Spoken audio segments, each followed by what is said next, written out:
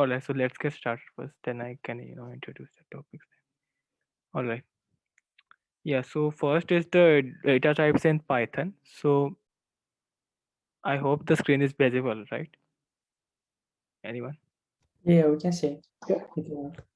Okay. Okay. Cool. All right. So first is the data types in Python.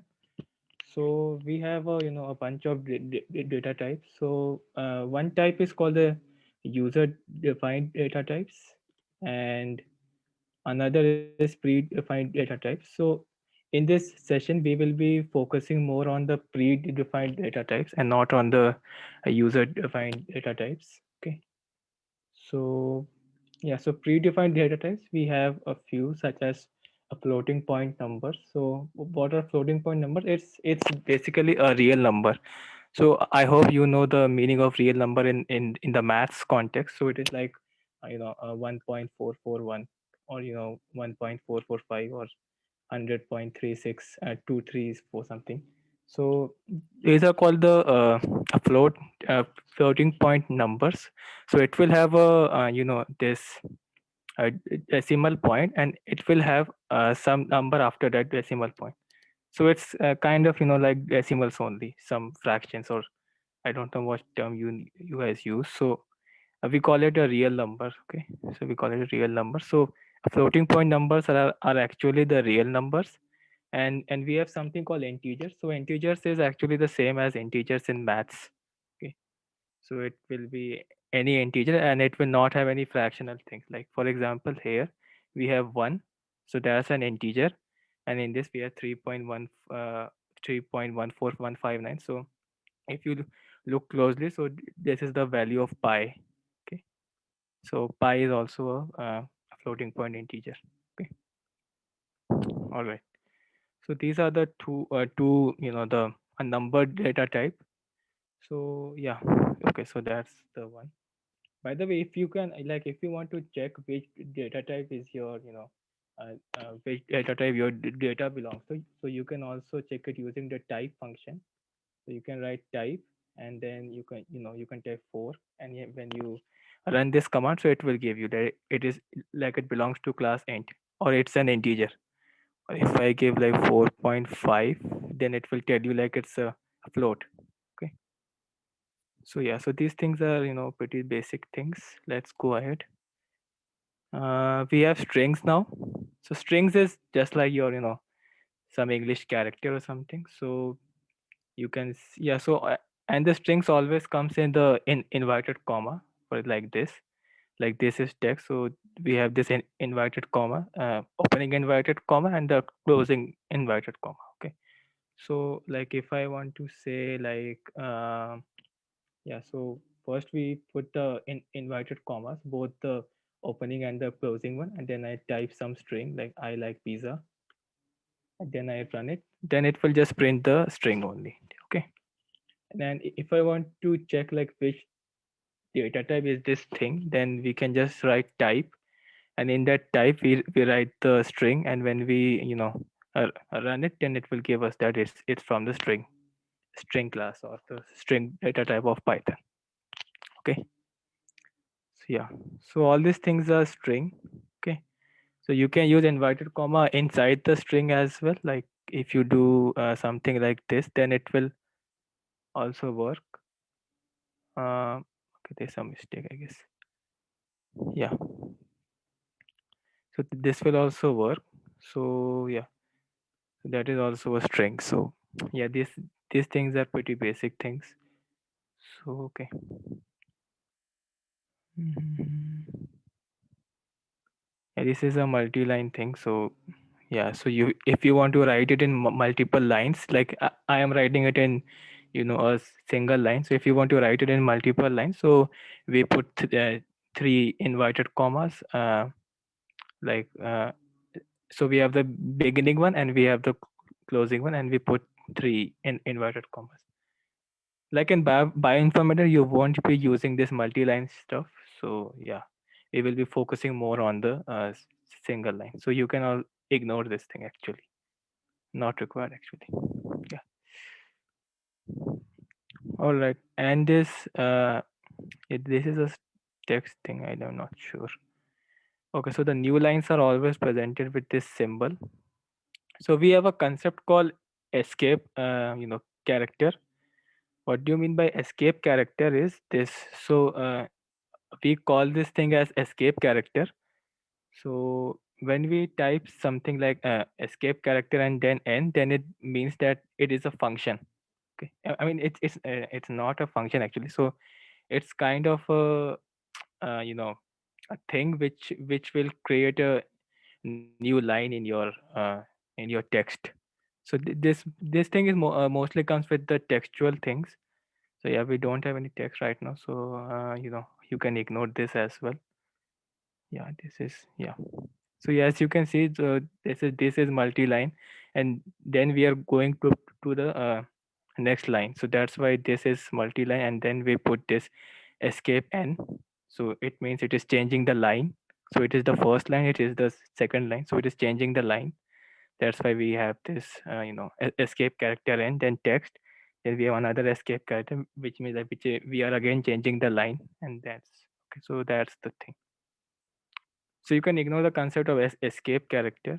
Escape character basically means that anything after the escape character is, you know, not a normal text. It's a kind of a function. Okay, that's the escape character thing. All right. So we can go ahead. Okay, so we have this a numerical data type, which is integers and floats, very commonly used. We have the strings, which is also very commonly used. Now we have the booleans. Booleans only take two values, just like a simple, boolean value, which is true and false. That's all. So if you type uh, true or something, then it will uh, tell you that it's a boolean value or bool. Okay, bool is the abbreviation for boolean. Okay, that's very simple thing. Okay, yeah. So next we have the. I think there are some questions in the chats. Okay, nothing.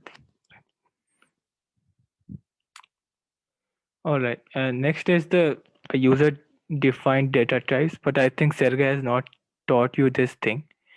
So, has he taught you about list, dictionaries, and all these things, by the way? Yeah, shortly. Okay, he has taught it. Okay, okay, okay. So, list is another a user defined data type. Why is this chat? Find the link of the. Yes, so link is at the top. Maybe let me just tell you. Okay, I don't know which link is there. Okay, okay, I got it. Okay. You guys just handle this link thing. Okay. Yeah, so we have something called list. So list is also a user defined data type. So what we have is it's kind of an array. Okay. So what's an array? So you might have done matrices in your high school. So if I take one row or one column of that matrix, then that's an array. Okay? That's the simple concept. So yeah, so that's the concept. And array can have in its elements. So the elements of an array can, or list I would say, in other programming languages we call it an array, but in Python we call it a list. Okay. So in other programming languages we have this array. So it is having some elements. So the elements inside the array is always same. Okay. For example, if I type say G and I type 4, then it will be a wrong. Okay. It will be wrong. Oh, sorry. Oh, sorry. It will be correct. Uh, so the array can have multiple data types as well. For example, we can have a string, we can have a integer, and both can be kept in an array. Okay. So like in this case, we are having strings only, and in this case, which we are having an integer, we are having a float, we are having a text, we are having a bool. So all can be appended in this array. Okay. In other programming languages such as C++, so they only have only one type of, one data type. But in Python, so Python is kind of flexible, so it allows you to keep more than one data type in an list. Okay. All right. So I think these concepts are clear, and it's kind of an ordered thing. So yeah, I mean it, like when you define an order for this, like A comes first, T comes second, C comes next, third, G comes fourth. Then the order will remain the same in your whole code. Okay, it will not change. Okay, that's an ordered thing. Dictionary, I am not sure if it has been taught. So has Sergey taught this dictionary thing? He Like mentioned what's it. it? He showed us what it is, and he mentioned that it can be used to store some information about patients. Yeah, yeah. So yeah, so it is also so yeah, so dictionary is also a data type. So what we say is, so in this type of data type, we have a key and a value. Okay, we have a key and a value, and yeah, I mean that's the basic concept. So everything is the same, just like the list, but we have a pair, and the pair is consisting of a key and a value. Okay, I mean that's the only difference, and it is, yeah, it is widely used in bioinformatics, I think. Yeah, so like when the pandas came, so I think it is more easier to work with pandas than this dictionary thing. So yeah, so yeah, it's the so the concept is just the same. It's kind of an array which is having a pair, and the first element of pair is called the key, and the second value of the pair is called the value. Okay, that's all. Nothing is different. Yeah, and the brackets are a bit different in in dictionary. So in list we have a third bracket, and in the dictionary we have the curly brackets, or the second order brackets, which is this one. So yeah, so you can keep like G is 5, and T is 6. Okay, so this is a dictionary. So if I if I want to see the data type of this thing, you can just write type and run this command, and it will give you dict. Okay. Aditya, could I add something here? Yeah, sure, sure. The main difference between a dictionary and a list is that with a dictionary, you access the value through the key, whereas in a list, you would access it via an index. And so that makes dictionaries really nice for things such as if you have like a special sample number that you want to access based on, instead of just accessing by an index. Okay. Yeah. Like in most of the things, I'm not sure how much dictionary is used, but in computer science context, we always work with arrays, because it is easier to work with indices than with the keys. Like To if I answer want that, to go on. yes. Or well, to answer that, all the data structures and functions described in this laboratory will be used later on in Pandas and Seaborn. And so having a solid foundation of what these are will help prevent lots of confusion later on. Okay. Okay. Yeah. So in in computer science context, we work more with lists. So in C++, we have something called a vector. Okay. Uh, a vector is a very flexible thing, and it's almost the same as as this list thing in Python. Okay. All right. So yeah, so that is the thing. Aditya, I have a question. Yeah, sure. First question is related to how you write G in the quotation mark, single quotation mark, and then you have a colon, and then you have 5. What does it mean, a colon and 5 in this case? All right. So in this thing, so we call this a pair actually. A pair. So Okay. yeah, so when you type something like G and then colon and 6, so Mhm. this is actually a pair. Okay. And the first value of this pair is called the key, and the second value of this pair is called the value. Mhm. Okay. And then so yeah, so G colon 5 is the first pair, a second pair is T colon 6, and we can add more like A colon 78, so that's another pair. So the Mhm. dictionary basically has pairs instead of a single value. Okay, so for list we will have 1 3 a, so it will have a particular, like it will have only one value, like only a single value, but in this we will be having a pair. Okay, like Okay. two values. Pair means a two value. Yeah. Okay. And in a dictionary, a key is always a letter. Or can it be a number, for example, a key? Yeah, yes. So A you can value, also I experiment. understand it can be and a string and a value, yes, but It can be a number a actually. key can be a number also.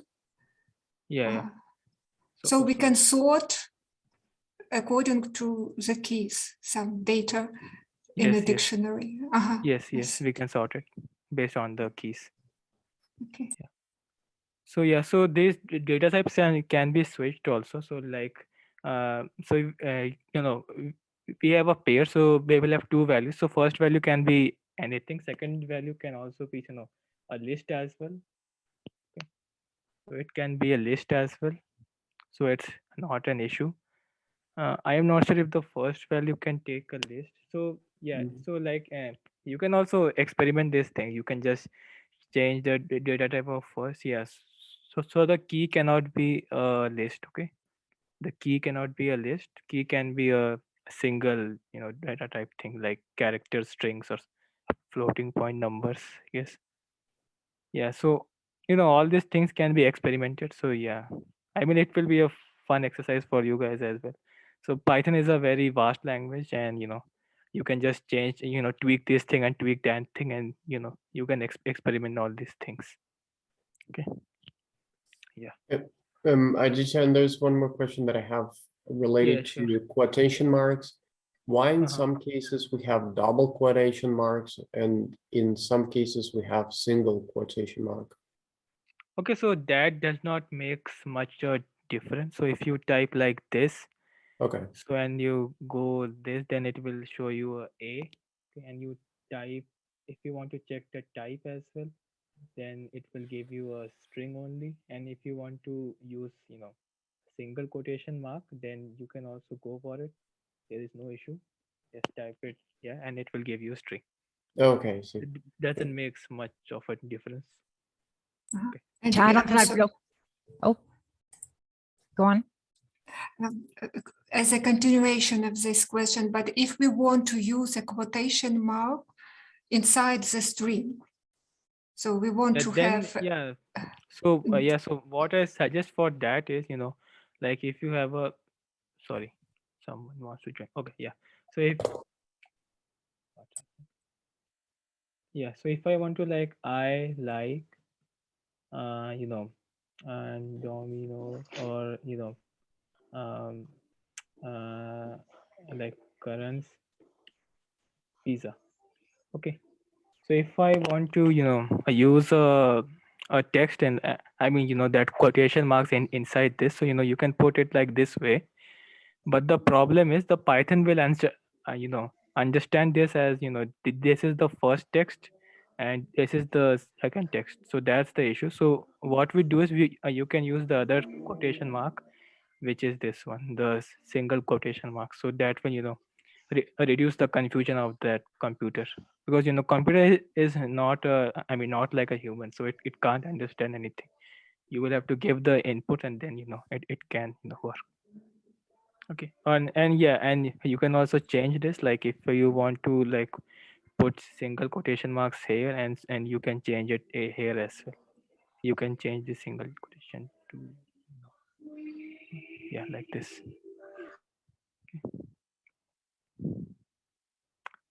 So these things, you know, won't matter much, because I have seen in very very rare case that we use, you know, a quotation marks inside a quoted string or something.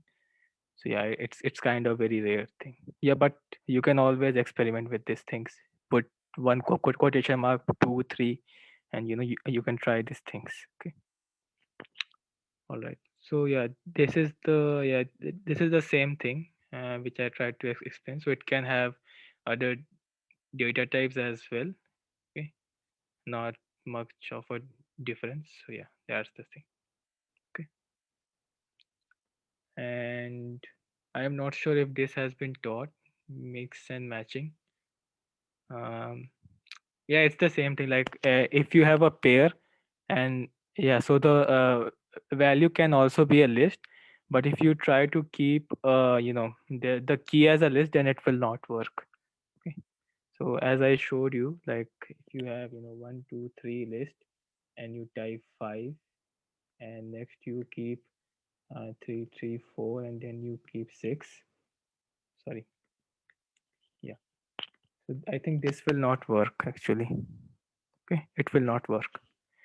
The first thing, so the key is always a unhashable type. So I'm not sure if you heard about this hashable things, hashing, about hashing. So I'm not sure if you heard about this thing, but the key thing to remember is like the key cannot be a list.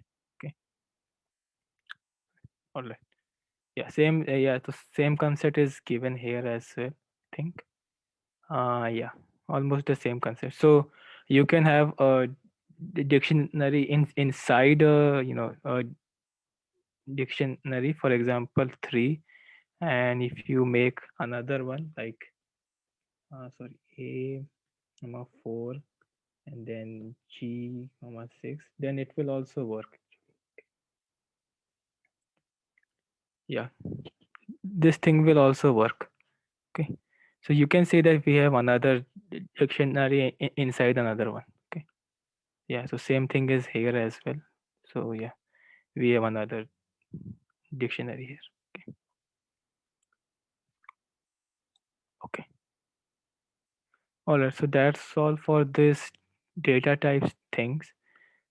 Okay. And yeah, next thing is the variable. So I hope we have no doubts here as of now. All the concepts are clear. We have two types of data types. One is the user defined data types. We have predefined data types. We will not be focusing on, we are focusing actually. So predefined are the float, integers, and what was a bool, string. So all these are predefined. And for the user defined, we have the list. We have something called tuple as well, but I'm not sure if it's in the syllabus of the course. Yeah, but we can ignore that. So we have the list, and we have this dictionary as well. Okay. Yeah, so these are the pretty simple concepts, and you can, as I said, you can also experiment with these things.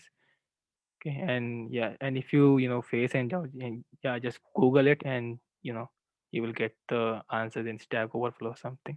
But yeah, and if you have some tough doubt or something, then just email me or Slack it. Okay. All right, so I hope these basic concepts are clear. Okay. All right, next go to the next one. All right, next is the variable thing. So just like in other programming language, we have variable here. So there are certain rules for the variables actually. Yeah, so like to name a variable. So like if I keep a variable name. Yeah, so what is a variable? So it's simple. Like in your algebra, we have a variable. We initialize it with some integer value like 67, and then print that variable. So the variable is kind of an alias. So it takes the value of 67, and you just print the variable, and it will be 67. Okay, that's a pretty simple, very simple thing. Okay, Why is yeah. this considered to be a variable if it's a constant? Or Um, yeah. So variable. So I would say it's in the computer science definition or something. mm, But like if you can change it to this one, then if you initialize it with a, then you can initialize another variable. But the so the the concept of variable is like it is not fixed. So you can initialize 67 with b as well, with c as well, or some other variable as well. So I think that's why it is called a variable. But but I am also not 100% sure about this, why they have coined the term variable to this. oh, it's probably because you can do different manipulations with it without changing the Yes, value of the variable. Okay, I see. yes, yeah. So we have another concept like shallow copy and deep copy. I am not sure if it has been taught. Yeah. Yeah. So I'm not sure if it has been taught or something. So yeah, you can also if you want to know more about this Python language, then you can check this thing. Check this concept: deep copy and shallow copy. I see. Thanks. All right. So in this case, we have initialized a variable with a list. Very simple thing. We have just printed the list. Very simple. Yeah. And yeah. Okay. So there is a concept of operator as well. Operator is, I think, in the next section. So yeah. So it is just simple initialization. I initialize X with a list, Y with this list, and just printing it. Very simple. Yeah, and you can give names to this, but we have a certain restriction to this actually. I'm not sure if the restriction has been taught. So do you guys know about has Sergey taught you about some restrictions in naming a variable in Python No, not yet. You No. can tell us. or not yet? Okay, okay, then we can ignore it. But like if you want to check, I mean, if you want to know more about this restriction, so so you can always Google that. So I think one from top of my head is like this and print 4ab. So a variable cannot start with a number, I guess. Yeah. So a variable can't start with a number. It should be alphabets, and yeah, and we have a bunch of rules for this. I don't remember all the rules, but you can Google these rules. Okay. Yeah. So yeah, these things are very pretty much simple, very simple. Yeah, and this is called the I think it is called a deep copy. So when you simply put an equal to sign, then it's called a deep copy. Yeah, but I think deep copy concept is not here. So yeah, we can ignore it. So like if you initialize a variable with another variable, then the value of the earlier variable will get copied to this one, to the new one. Okay. All right. So yeah, let's go ahead. Next is the operators. For operators, we have two types of operators. One is the conditional of operators, and another one is the uh, assignment operators. Okay. So conditional operators always gives us a Boolean values as far as I remember. I mean, I haven't gone through the theory of this. So conditional operators always gives us a Boolean value, while assignment operators basically assigns a value or okay, it is given. And yeah, we have arithmetic operators as well, so which do the calculations as well. So we have arithmetic operators, and assignment operator is very simple. It just assigns something like in this variable. So a is assigned to sorry 67 is assigned to a. Okay, so that's an assignment operator. Very But simple concept. what if we assign true to A? It will be a assigned operator or Boolean operator. Can you repeat your question? What if we assign the value true to A? Or then Like it will this? be a conditional operator or an assignment operator. Okay, so Yeah. you mean like this, a is equal to true? Yeah. Yeah, so it will be an assignment operator because we are still using an equal to sign, but the data type of this will change. For example, if you if you want to check the data type of a, then it will show you a bool. Okay. I want to also add that a variable, you can access it later, but if you only have the value true or another constant, you won't be able to access that value later, which is why variables are really nice, because if you want to define something first, like you want to define a as true and then access it later in the code, you can do that without creating new memory every single time, which is why variables are really nice. Okay. So Hopefully that answers your question. I'm not sure. Can you repeat your answer, please? I was listening, but I didn't get it. Can you repeat it, please? Yeah, sure. So what I was trying to point out is that variables are nice because you can define it first, like in code block 23, A is defined to be to hold the value or to hold the bool true. And then you can access that value later on in your code. So you can keep referring back to A as many times as you need, which makes variables very useful. Because then you can just refer to the value through the variable instead of having to refer back to its value of true every single time. Okay. Thanks. All right, so we have this arithmetic operators, which is simple addition, subtraction. What are the others? This one, what do you call this? Multiplication. Then we have the division, and we have something called exponential. In Python, we denote exponential with this 2 asterisks. So like this one, at top of this, yeah, 2 asterisks. So that will give you the exponential of something. Okay. So yeah, so you can simply, yeah, so first thing is simply assigning the values to the variables. So in this case, we are using the assignment variable, which is, sorry, assignment operator. So yeah, this is equal to sign, this is equal to sign. We are assigning it, and then we are multiplying this particular variable with 0.01. So when you say 0.01, so what is happening actually is, so it is doing 780, sorry, what's the value? 180 into 0.01. Okay.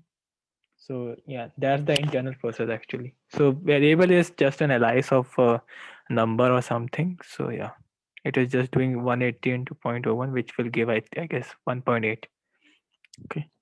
And next we divide it with this thing, and it's a simple division. So 4 by 5 is 0.8, 5 by 4, which is 1.25. So that's simple division. We have something called integral division, so which is denoted like this. So when you type like 5 integral division by 4, then it will give you the quotient of this of the division of 5 and 4. Okay. Like if you integral, yeah, so I think best is to show you by this. Yeah. So one is the integral division, next is the normal division. In the normal division, we will have 1.25. So this 0.25 is removed from this number, and 1 is displayed. So yeah, integral division always gives us an integer. So it will always give me an integer. Yeah, and this may give me an integer, or it may give me a a floating point number.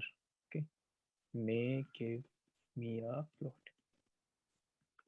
Okay, that's the basic concept.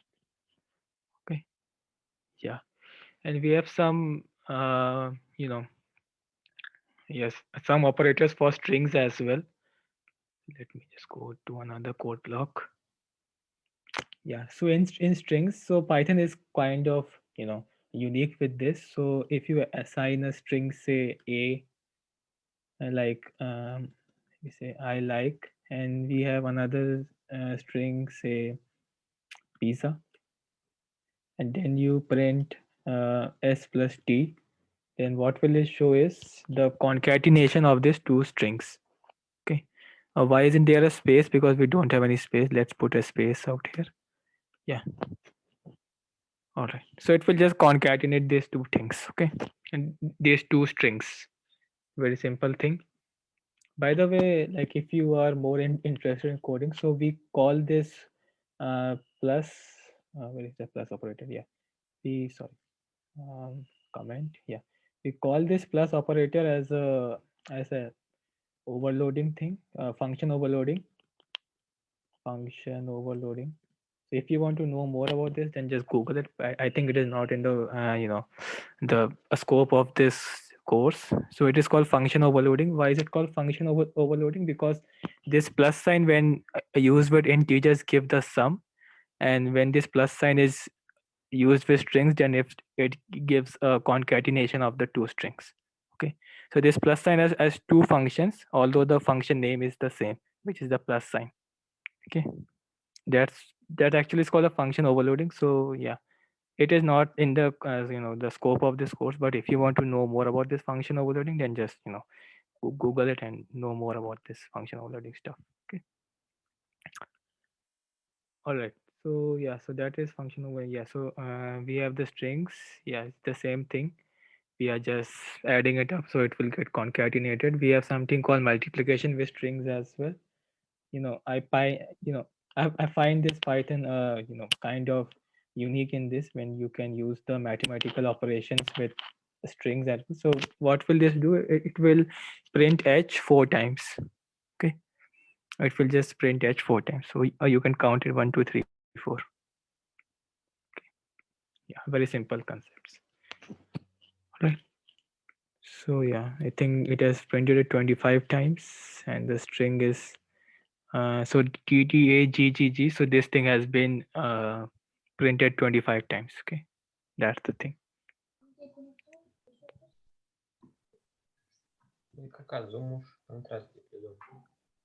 Okay. All right. So these are the concepts. So these are the basic concepts. So do you have any doubts in this assignment operators and arithmetic operators? Aditya, if you could just repeat again in terms of the hashtag, like what do you use the hashes for? I mean the hashes, not the hashtag. Okay, this hashes. Yeah. This hash. It is used for commenting. So when you type comment, Oh, yeah, okay. so it will just comment this code. So if you type like like print a plus b, something like that, and when you run this code, then it will give no output, because this, so anything after this hashtag will not be run. Okay, it is just for coding things. So yeah, so it's actually an ethics in computer science. So when you write a code, it is always good to write the comments. So when you say like we are having this variable, so you can write this s and t are variables. Okay, and then you can write that adds s and t. So what it basically does, it will be easier for the the reader to understand this concept, because if you just Yeah. like s is this, t is this, and you type s plus t, then they will not understand like what's going on right here. So if you Right. write this like s and t are variables, and then we are adding it, then it is easier for the other reader to understand this concept. Okay, I mean that's where it's used, not much of a deal. But it's kind of an ethics in computer science that we always write the comments with the code. So if you take any any graduate level course in America, so like and if they gave you give you a homework where you write a code and you don't write the comment, then half of your marks will be deducted, just like that. Even if your code is all of your code is correct, even if your code is correct, half of your marks will be deducted for not writing the comments. So it's kind of an ethics in computer science that we always write the comments. Okay. All right. So these are the basic things. Let's go to the what we call as conditional or comparison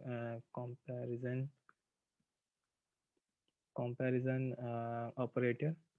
Just like in maths, we have uh, here as well, greater than, less than, greater than, equal to, less than, equal to, equal to, equal to. So equal to means like if two variables are equal. Okay, and we have exclamation equal to, which means if the two variables are not equal.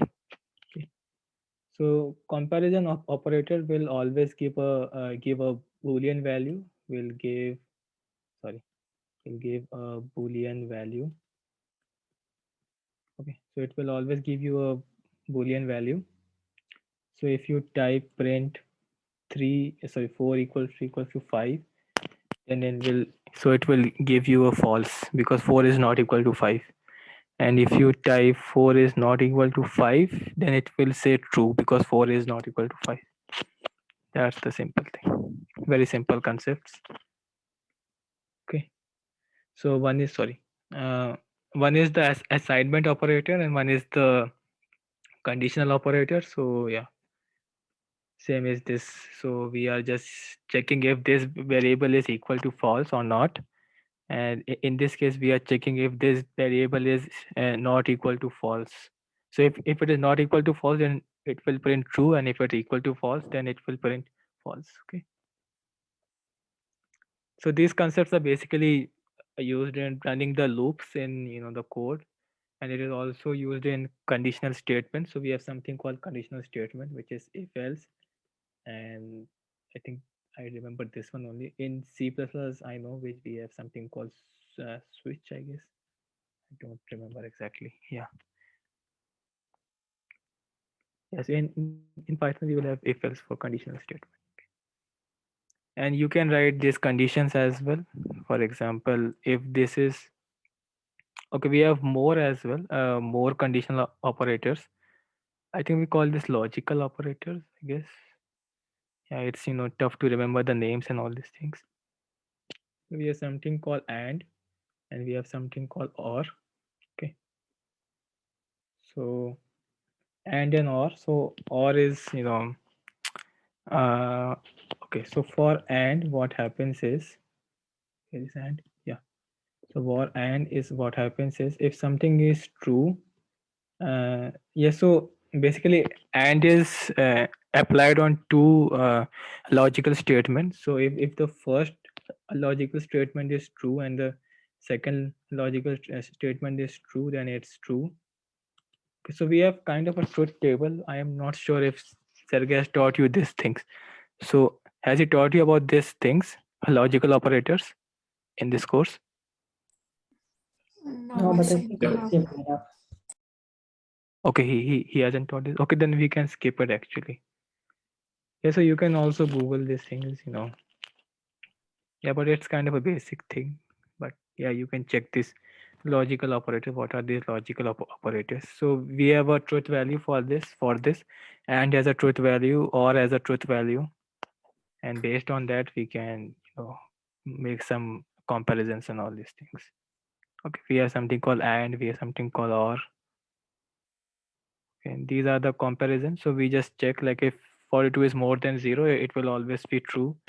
As 0 is more than 42, it will always be false. 42 is more than 40, more than equal to, like in this case, if it's equal also, then it will print true. Okay, and same is this case. With these are the conditional operators. So yeah, I think you can Google this. Actually, we have a whole course on this conditional operators in India. Yeah, I'm not sure about your university. So we have a course on this conditional operators. So it's kind of a tough course. Yeah. So you can just Google and learn more about this. All right. Other is simple indexing. So as Dottie said, we in arrays we have indices. So the indices start with 0 and end with the length of the array minus 1. So here the length of that array is 5, 1, 2, 3, 4, 5, and the indices will go from 0 to 4. That is from 0 to a length minus 1. 5 minus 1 is 4. Okay. We have something called negative indices, but I don't use it much frequently. What it does, it will start from minus 1 from the end of the the back side of it, and it will keep on decreasing. So minus 1, minus 2, minus 3, minus 4, minus 5. Okay. Yeah, these are pretty basic concepts. So mostly in your code, you will be using the forward indexing, which is this one 0, 1, 2, 3, 4. I don't think you will be using this negative indexing, but if you want to know the last element or the second last element, then you can simply type a of like, okay, so let me just so let so suppose we have an array, say 1, 2, 3, 4, 5, 6.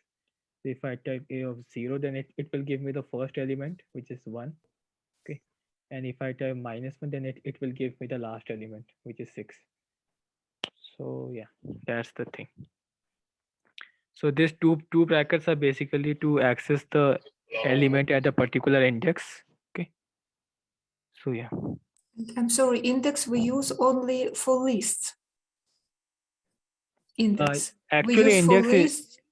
yeah, so indices is not only used in list. We used it for dictionary as well. So if you type 1 comma, sorry, someone is trying- yeah. So if we have something like this, okay, B3 5 is G, 5 is G T. Sorry, yeah. So we have this thing, and we convert it to a dictionary. Okay.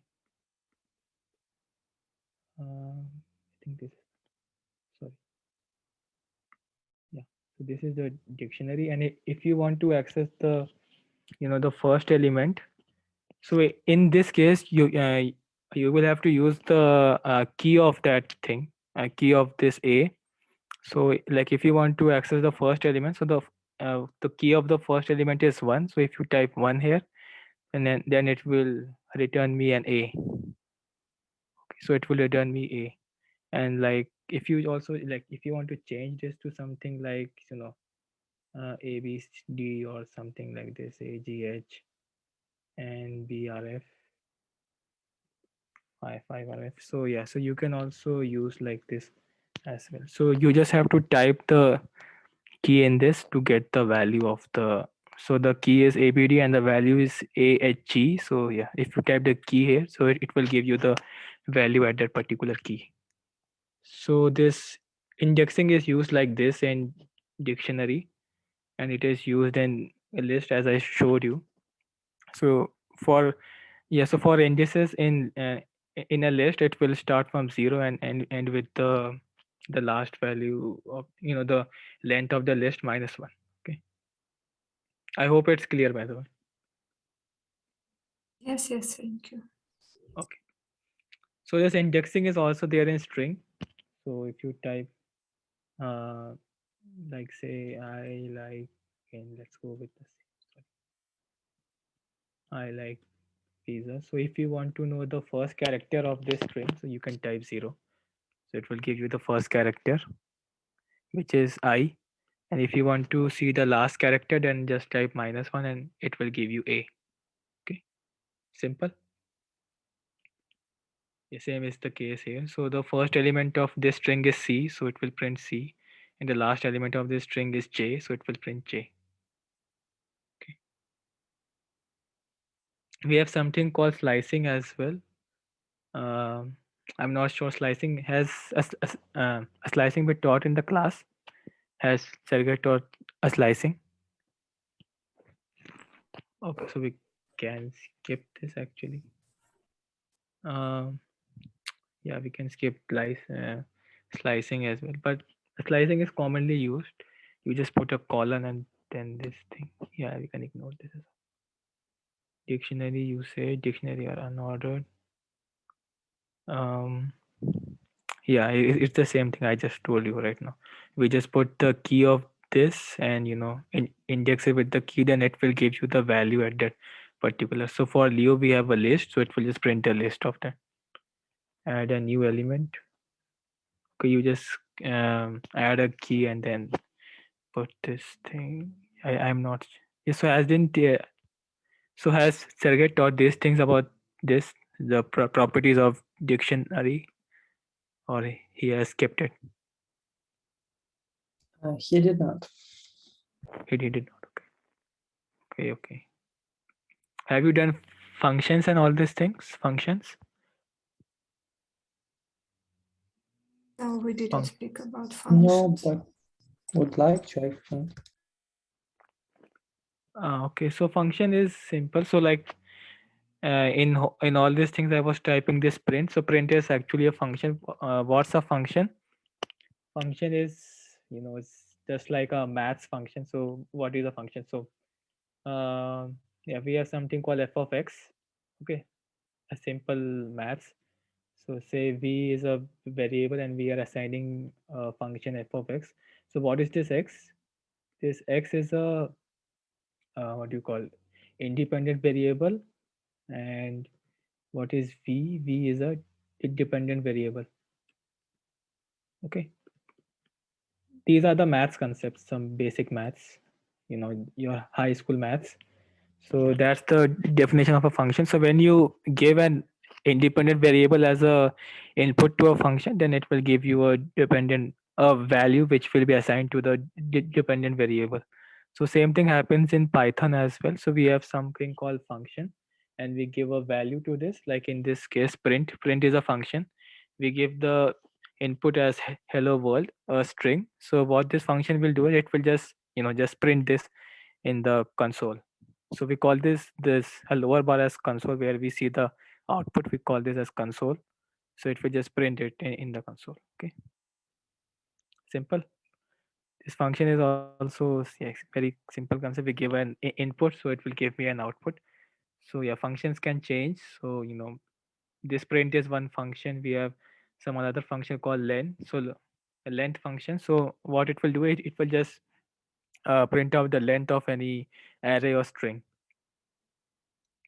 So if you have this string and you type length, then it will give the size of this string. Okay, so we have 11 characters in this string. Same as this with the list as well. So if you type the length, then it will give the length of this list as well. Okay. Yeah, type function. Yeah, type is another function. So as I showed you, type gives the data type of any variable, of a number or something. So it will give you similar things. Okay, so we Does have it done do all the these kind of things. dictionary too? Uh, can you repeat your question? And does it find the length of dictionary too? Yes, I guess so. Let me just check. So yeah, so we have A4, and we can just get it from this only. Yeah. So we have only one pair in this, so that's why it is giving one. Okay. Okay, thanks. Mm. Okay, so yeah, type function gives the data type of something. So list, dict. I have shown you all these concepts, not concept, just the code strips. And we have this type function. Yeah, we have done this types, this thing. We have something called sum. So if you want the sum of any list, then you can type sum and then print it. So let me just show you. Yeah, there's nothing to show much actually. You just type list 1 2 3 4, yeah, and just print it. Then it will give you the sum of the elements. So it will give you 1 plus 2 plus 3 plus 4. Okay. It will just print this 1 plus 2 plus 3 plus 4. Okay. We have something called min function. So it will give the minimum value of the list. We have something called max function. It will give the maximum value of the list. We have something called absolute value. So in maths, we call this a mod function. So something like this. So y is equal to mod of x. Have you seen this function before? I think you guys have seen this. So in your high school actually. So what it does is, like, if you put x is equal to -4, then y will be 4. Sorry, 4. And if you give x is equal to 4, then y will be 4. Okay. So it's in the basic math stuff. So the absolute value, abs. So if you type print abs of say -56, then it will give me 56.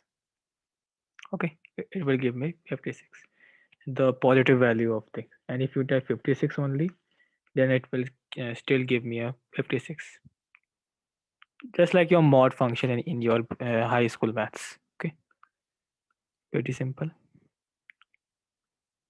Yeah, and we have something called typecasting. This is wrong. It is not a function. A string is not a function. We have something called typecasting in you know in this computer science, in this Python thing. So what we can do is we can convert into float. Okay, we can convert into float. We can convert float to int. Sorry, float to int. We can convert a string to int. So what does typecasting mean? So I think um, I mean, you will get not that thing. Actually, it basically changes the data type of the variable. Okay. So when you type string of an integer, which is 6, okay. So I think I think this will be a good example to show you. A equals 6, a, yeah.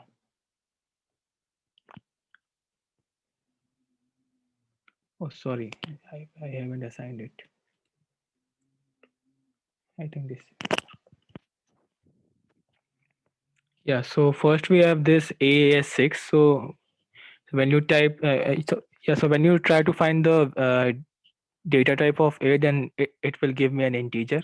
Then I typecast it to string. So what's the typecasting? We change the data type of the variable. Okay, very simple thing. We change the data type of the variable. So 6 has been converted. So this integer has been converted to string. Okay, so yeah, that's it's just.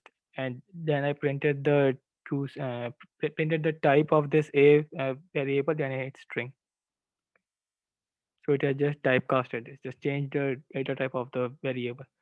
So earlier it was an integer and now it's a string. Okay. So it's an easy concept. Have you understood this, guys? I think it's very simple thing. Yeah. Yep. Yep. Okay.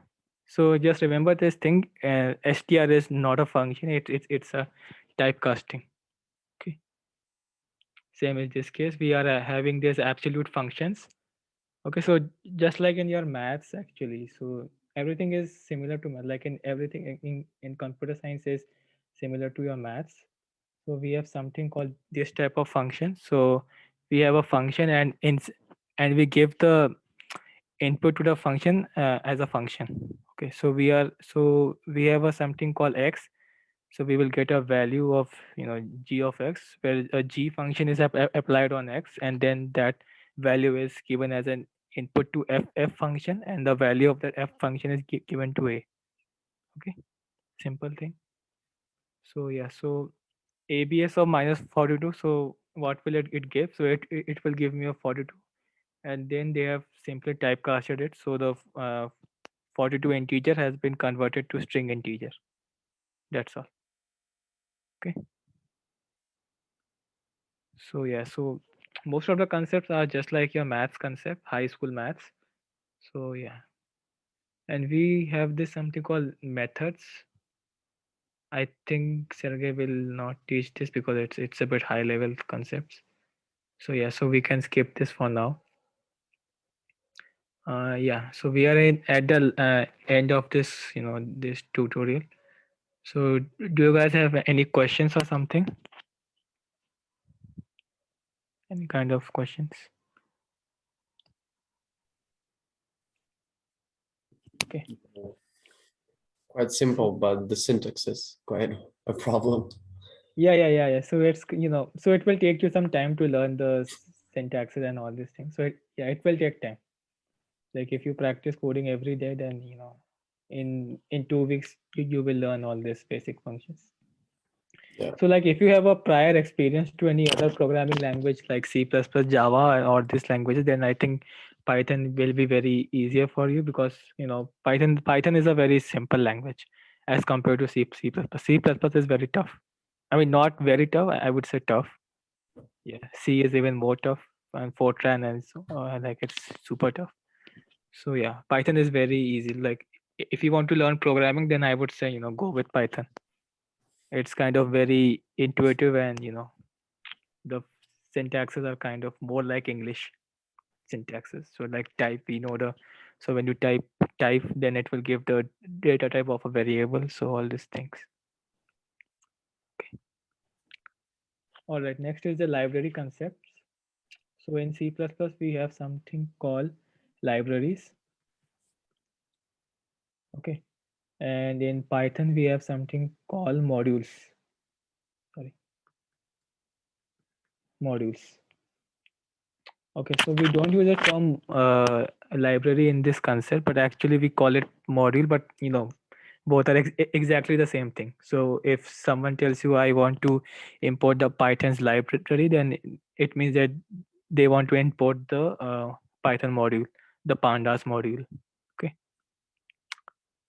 All right. So Yeah, so if you want to import any library or something, so the simple command is import library name. Okay, what I'm typing library name. Okay. So in this case, our library is pandas. So what we'll do is we will just replace this library name with pandas, and we have something called as.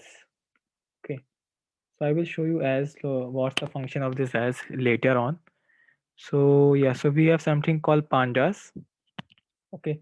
So what is a pandas? Pandas is nothing but a class object. Okay. Yeah, but I think classes are not there in the syllabus. So yeah, just to yeah, we can ignore this actually. Pandas is actually a class object, and we have something called methods. So here to like if I want to say in layman's term, then pandas is a like what would I say? So yeah, so like if you want to so if you're working in a kitchen, say, okay, if you are working in a kitchen, you want to cook a food, you need something like a plate, a plate. You need a plate, you need a spoon. What do you need? And I think spoon. I think yeah, we can go with this example as of now. I can't recall anything other than this too. So like in a kitchen, if you want to cook a food, then you need a plate and a spoon. Okay. So yeah, but in the kitchen, like kitchen is just a room. Okay, kitchen is just a simple room. You don't have a plate or a spoon. So what you do is you go to a shop, and which type of shop? You go to a cutlery shop. Okay, in this particular shop, you will get all these things like uh, plate or spoons or any other kitchen utensils. Okay, so you will get these things. Okay, so yeah, so like in computer science terms, we call this cutlery shop as a library. Okay, we call this cutlery shop as a library, and we call this plate, spoon, kitchen utensils as functions. Okay, yeah, we call this as functions, and you will use these functions to cook a food, or to in computer science terms get a value, get a result or value. So it is something like, I mean, I think this example is a very bad example, but yeah. So the the meaning is the same. I hope you have got this. The idea of this library things. Library. So what's a library in a Python? Okay. So yeah, I think it will be more clear when I show you the code and all these things. So this pandas has a huge set of functions. So it has spoons, it has plates, it has some other uh, utensils or something else, you know in that sense. So yeah, so I just want to use one, a single function in pandas. So like in a kitchen, yeah, so like in a shop, so the shop has many utensils and all those things, but in all those things I just want a spoon. Okay, so yeah, so that's what it does. So let's go to the first function.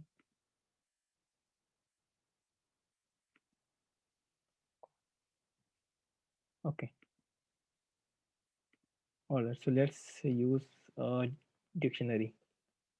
So we have something called a, sorry, we have something called a, and it has a value of, say, 90. We have something called, oh, let's go with marks and all this thing. So it is me, I have got 90 marks. Let's have Dottie, so she has got 87 marks. And we have uh, I'm not sure, so let's say Evelyn. We have a person Evelyn, so that person has got 67 marks. Okay, so this is a dictionary. Now I want to change this to a pandas data frame.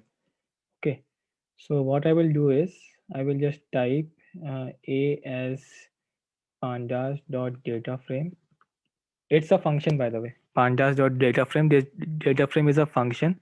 It will take an input which is a, and it will reassign the value of this, of this function to a again, or you can just type some another variable b. Okay, and you can just print this b. So okay, there's some mistake, I guess.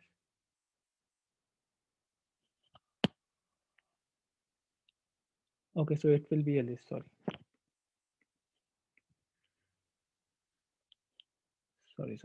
It will be a list actually. Just give me a second.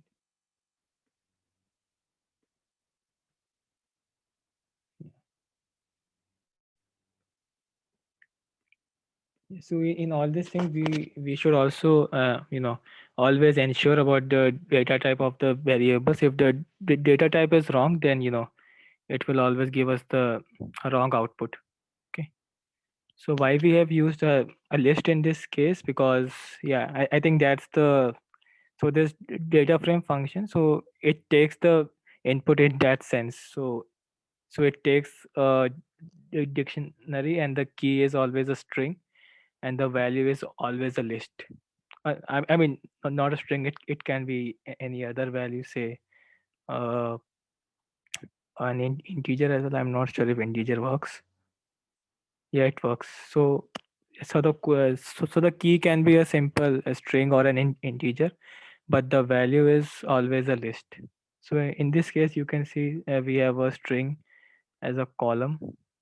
So all the keys in this, as you can see, have changed to the column name. Like column 1 has changed to column 1. That's a column name. And cell 1, cell 2, cell 3, cell 4. So all these are the values. Okay. All these are the values. And we have something called column 2. That's another column. And we have a list. And yeah, so that's are the values of the list. Okay. Simple. So you can simply change it to data frame. So once you change this to data frame, so let's check the data type of this. Okay. So when you check this, check the data type, then it will be a pandas.code.frame.data frame. So it's actually a data frame. Okay. So the data type is a data frame. So a data frame is similar to a matrix. It will have columns. It will have rows. Okay. So yeah, I think that's the only concept behind the data frame. Okay. So yeah, any questions till now? Maybe I misunderstood, but when we convert uh, the dictionary into the data frame, yes, and the values are always the lists. And it means that the number of elements in the list must be the same always to convert it into a data frame. Yeah. So what I want to say, like in this case, so the key, so key can be anything. So it's the Yes, basic rules. Yeah, so it's just the basic rules which I told you in the beginning of any normal dictionary. So if you give a list here, so it will show you an error. So yes, if I give you a list, then it will show me an error. Okay.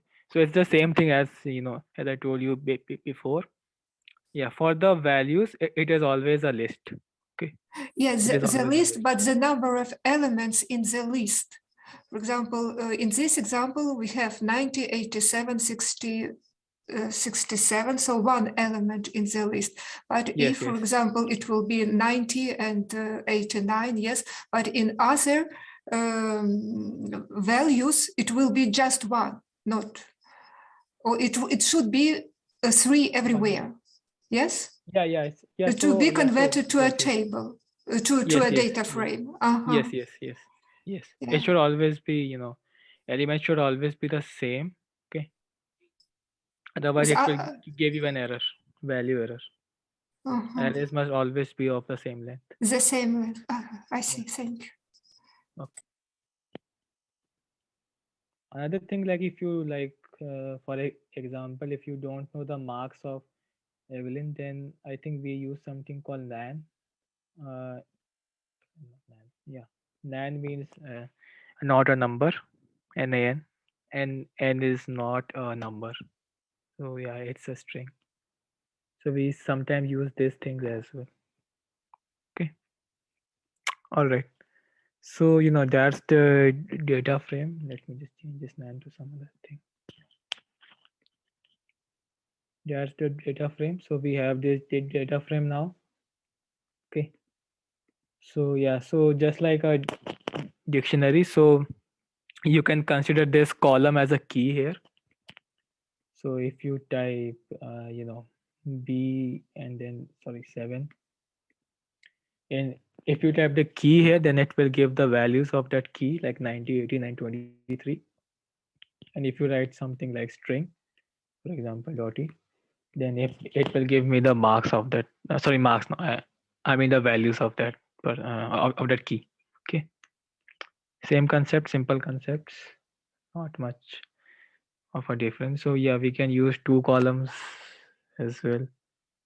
Yeah, like if you want to see two columns, say you want to see dot e, you want to see say the first column. Yeah, just type it in this way, and it will show you the both the columns 7 and dot e. Okay. Okay, these are some syntax things, so you should know. Okay, and yeah, we have something called columns. Yeah, we can keep NaN. Okay. So yeah, NaN is given as a float. So it's a special value, I would say, in Python, NaN. So if you type, yeah, type is always, a float value. So it will give NaN. So yeah, I just told you just right now, NaN values. NaN means not a number. So it's, NaN. So it's not a number. Okay. All right, these are simple things. Then we have some basic functions. So one is called the is null thing. Okay, I haven't told you. So in functions we can have an alias as well, just like in variables. So like yeah, so let me just type it and then yeah. So sometimes the names are a bit complicated. For example, there is a library called matplotlib dot pyplot. Okay, so it's kind of a very big name, right? So it's a very big name. So it's not a good thing to write this library name again and again. So what we do is we put an alias. So alias is always a short form of this a library. So you can give any alias. So like I've given PD here, so it will give me this PD thing.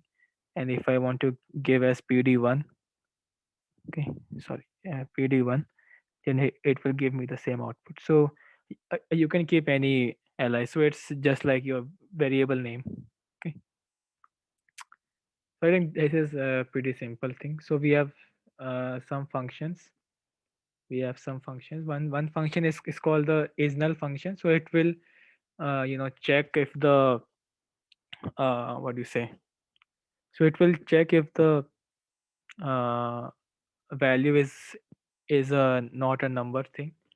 So like pd dot is null. Yeah, pd dot is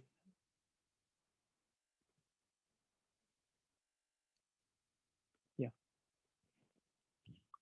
So basically, it will tell you. So it's kind of a a boolean function. So it's sorry, it's not is null. So it will give you two values, which is true or false. Okay. When is true given? When the value which is given to this function is a nan. Okay. When the value is nan, and it will give you a false when the value is not nan. Okay. It is also a very simple concept. So What if you does type float? nan, Yeah, sorry to interrupt. What does float nan mean? oh, nan means not a number. So it's an empty cell. But it's basically a string, right? Or really Yeah, so mean? the data type can be anything. So yeah, so in commonly, like usually we use this a float, so float NaN, which is you know a, a float value. But if you give this NaN as a string, then also it will determine if it's a null value or not. Okay, so I would say that it can take a float value or it can take a string value. Okay. But what did float mean? Wasn't it like a number with? Yeah, so it's a so I would say it is a special character in float. So float is having all the real numbers, and one of the special value is this NaN. I would say like in your chemistry class. So like all the compounds. So you always have an exception, right? Like in chemistry, always has an exception to this concept. So in computer science also we have this particular exception, which is NaN, not a number. Okay. And the function float makes it a float number. Yes. The NaN. And period or is null will tell you true when the value is NaN, or it will tell you false when the value is not NaN.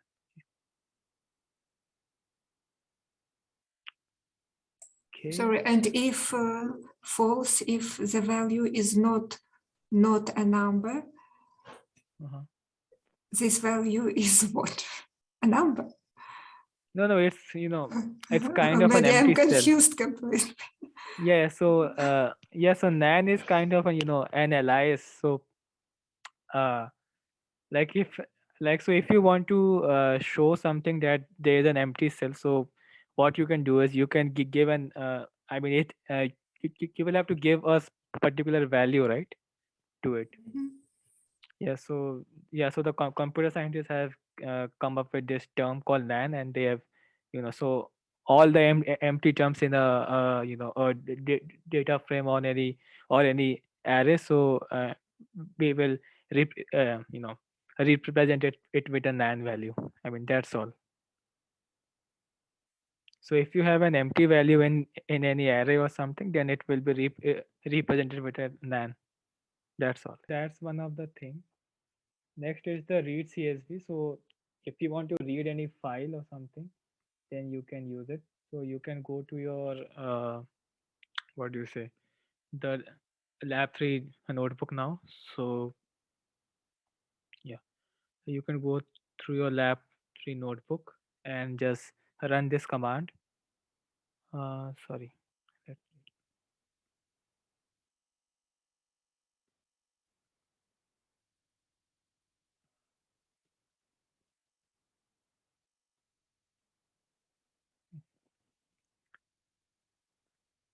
So it will read a file. So this is the path of the file. Okay. So like if you want to read any file, then so that's the path of the file. And if you want to see the contents of this file, then you can just type the data frame name and it will give you all the values. Okay, simple thing. So it is the path.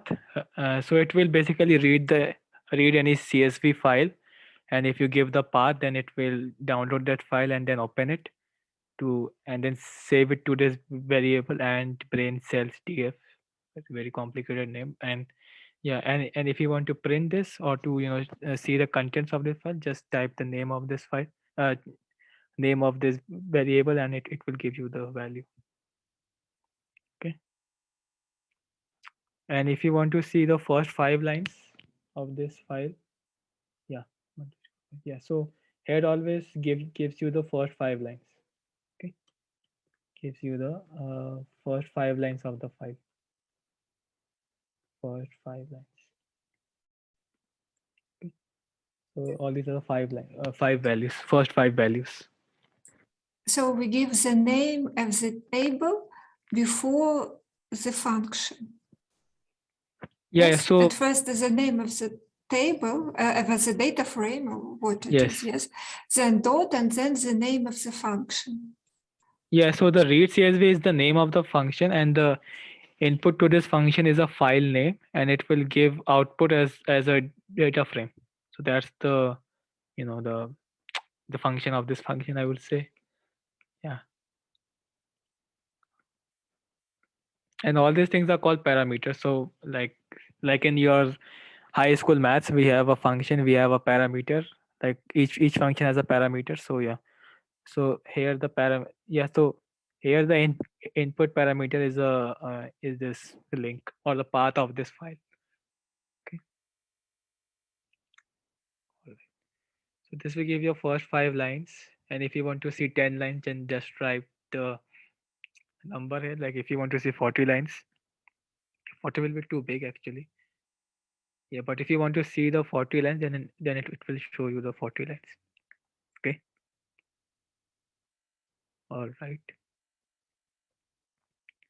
Yeah, it gives first 5 lines, gives you the first 4 lines. Like if you want to see any other number of lines, just specify the number of lines. Okay. And if you want to see any particular column, like in this, I want to see the column nuclei, which is this one. Let me just move it there. Okay. Like if you want to see the column nuclei, then you just type this column nuclei in these brackets. Okay. So it will give the values. And all these NaN are the missing values. Okay. Yeah. And if you want to see the first 5 lines of this column, then just type head. Yeah. Just type head, and it will give you the first 5 lines of the column. And now you want to save this file to a CSV file. So what you do is there is a function called toCSV. It will ask you a path, like where you want to save the file. So just give the file name. So yeah, so you can always check actually where is the file going to get saved. You can just type pwd.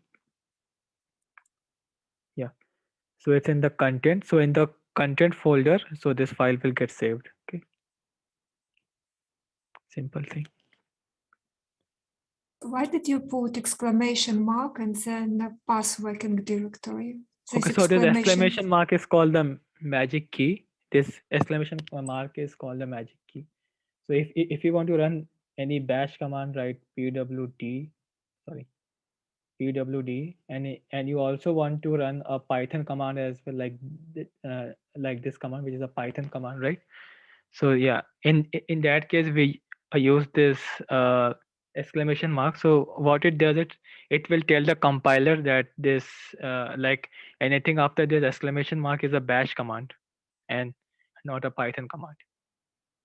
Okay. Okay. Yeah, so it has got saved here. And yeah, and these are called the documentation. So it will contain all the functions. So I have just showed you 3 or 4 functions, but Pandas has around 100 of functions. So you can just check it here. You just click on this link and you will get all the functions in Pandas. Okay, so all these are the general functions of Pandas. Okay. All right, that's all. And yeah, next we have the assignment. So you can practice this at home. Yes, I am not sure about this thing. Yeah, and we have some error things. So Python is I would say a very weird kind of a language. So yeah, first thing to know is this. Sorry. Yeah, yeah. So as I told you, there is a difference between a single equal to and a double equal to, right? So there is a difference between the two. So this single equal to is an assignment operator, and this double equal to is a to compare something. So in this case, what it is doing is this blood antigens variable is getting compared with ABO. Okay, it is getting compared with this. I think something has done wrong here. Okay, so one thing is like if you want to see why is this error coming, so what it has said is name blood antigen is not defined. So there is no variable called blood antigens. Why? Because we don't have an assignment operator here. Okay, so if I So, type something like this one, equal to this, then it will work actually. Yeah, and if I write something like this, sorry, this will go. Yeah, then No, it it will was work. for the third one, but there is no further. Yeah, yeah. Yeah, so when you see this out of index thing, then it means that we don't have that much elements in the list. Okay. So if you type 3, so in this case we have 3 elements. So what's the index? 0, 1 and 2. So if you type any index more than 2, say 5, then it will show you an error which is list out of index. I mean we don't have that much elements in the list. That's the, I mean that's the meaning of this error message. Okay.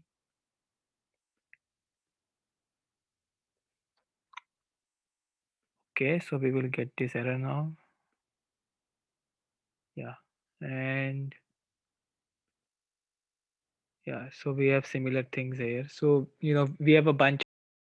So this database management system is basically used, actually it is used to maintain the data and all these things. So the idea of pandas was derived from this. So I would say that this is the earlier version of pandas. Okay. So the ABMS used to work on a language called SQL, structured query language. That's the full form of this. So earlier we used to work with this SQL language, and then Python tried to copy this language, and it has its own library now, which is known as Pandas. Okay, all right. So I don't know why is this popping up.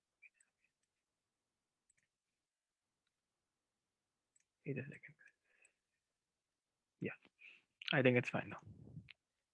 All right. So Pandas is is a library to maintain your data and all these things. So you can start with running it. By the way, I haven't told you about the runtime. So Google Colab has two types of runtimes. By the way, so three types of runtime. So one is called the normal CPU runtime. One is the GPU runtime, and one is the TPU runtime. So GPU and TPU are the faster one. Yeah, but in this, and these two are mostly used for the machine learning task where we try to train a model or something like that. So I don't think we will be doing this here. So CPU will work here, but you can also change it to GPU or TPU as well. Okay. We have another option called run all. So it will run all the cells at once. Okay. So these are the two, features of this. We have other features like other features as well. You can just check, I mean, explore all these remaining features. Yeah, so first we will be importing the library. So import pandas, and this PD is an alias for this name pandas. Okay, so wherever we use pandas dot this function, pandas dot that function, so we can use PD dot that function and this function. For example, uh, read CSV. So if you want to write like pandas dot read CSV, so that's the actual correct thing. But like as we have used the alias, so we will be writing PD here. Okay, and this is a data set. I think it was prepared by one of our lab members. I am not sure. Definitely, I'm not sure. So you can load this, and it will show you all the columns here. We have column 0, we have column 1, column 2, column 3, column 4, sample name. Okay, all right. You can also check the shape of this data frame as well when you type df.shape. Sorry, what is this? Yeah, df.shape. So it will give you a tuple. So as you can see, the 4 are the, what do you say, these rows, and 6 are the columns. So we have 6 columns and 4 rows. Okay, so yeah, you can also try this out. Okay, so it basically returns the shape. Returns the shape. It is a tuple. It is, sorry, someone wants to join. Yeah.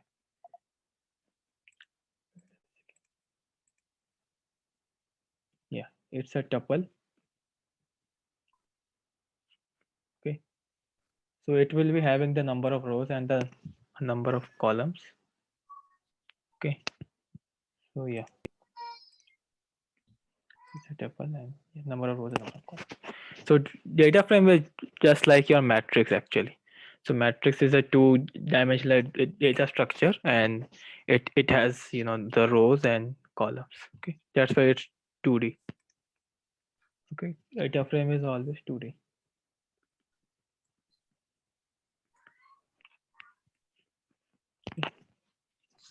All right.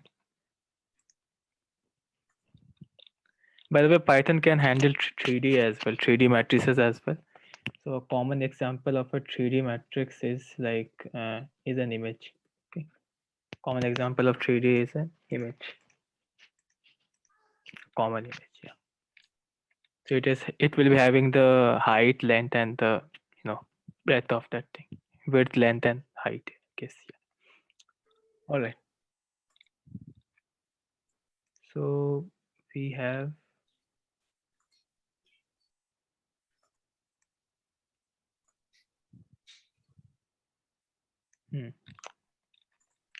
all right. So in this data frame, so we have this column 0, 1, 2, 3, 4 sample name. Okay.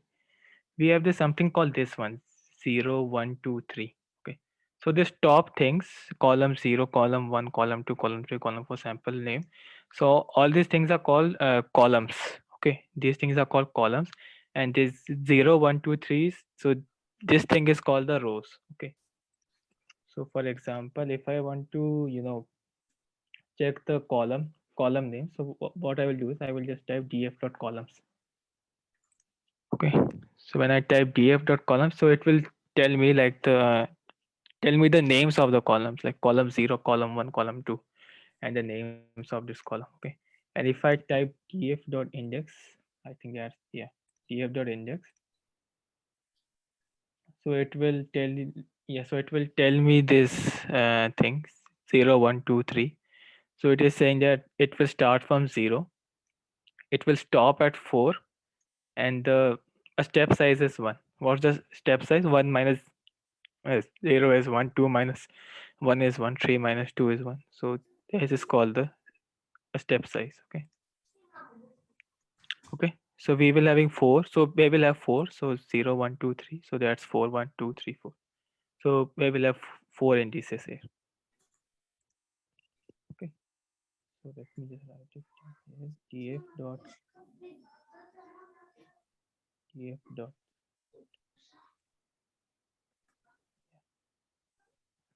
first one shows indices. Second one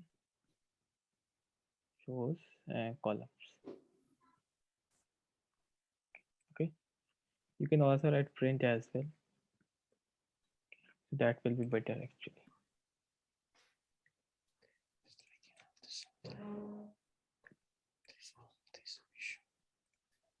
Okay. All right. Let's go ahead. So this is the range. This is this. And yeah, and if you want to like, yeah, so in this what we are trying to do is we are trying to rename these indices with one of the columns. Okay, so if we want to rename these indices with one of the column, what we can do is while importing the data, we can just specify that which of the columns will form the index of this data frame. So we can say index column is equal to the sample data. What sample data? So it's the name of a column which we want to put as the index of this data frame. Okay, so as you can see, this sample name will become the index of this. Have you run this? No, I haven't run this, sorry. All right, so yeah, it will get compiled. Now if I print df, sorry, print df dot columns and I print df dot index, then it will show you what's all is present. Yeah. For column, you can see we have column 0, 1, 2, 3, 4, column 0, 1, 2, 3, 4, and df dot index sample 1, 2, 3, 4, sample 1, 2, 3, 4. Okay. Simple. These things are simple as of now, I guess. Next, we have the data type. So it will give you the data type of the columns. So the data type of this column, this column, this column. So yeah. So we have something called object column. Object is a data type actually. Okay. And we have something called float 64. What's this 64 by the way? This 64 is an bits. Okay.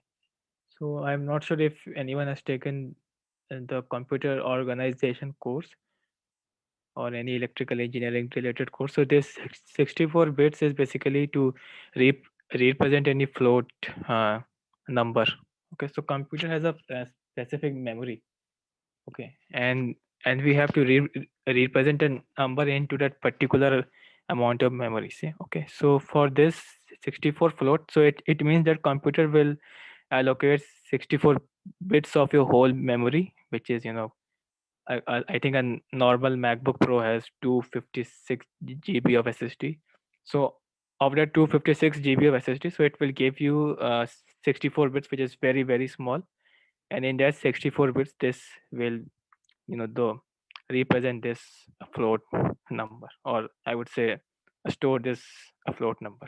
Okay. There's another type of data type which is object. So object I think can store integers, floats, strings, and all these things. I don't. Yeah, it can store many things, not only strings. As far as I remember. Yeah, it's an object data type. Okay. All right. Next, we come to the manipulation part. So I think I have shown you this. If you want to access any column, you just put the brackets and write the column name. So for column 2, I guess. So when I write this df bracket this, then it will show me this column 0.2 by 0.43, 0.84. Okay, it will show this thing. And we have, yeah, we can represent multiple columns as well. One way of doing it is like this. So you initialize a variable and it will contain a list of the columns which you want to uh, view, and then you put this uh, variable into this data frame thing, so it will work. Okay, another way is to you type the list here as well, like column 0 and column 1. Okay, so this is kind of a I feel it is a bit more intuitive than this, because I mean, not intuitive. I feel it's kind of a bit more better than the why, because this when you initialize a memory variable, then it consumes some memory from your program. Okay, so it will consume some of your memory. So that's why we always try to not initialize something to a variable. Yeah, but I think you can do it here because it's Python. So yeah, and we have too much memory. As you can see, we have around 66 GB of memory, so it's very huge. So that's why we can use variable. Okay, yeah, whichever way you find is more intuitive to you, then use that method only. Okay, all right.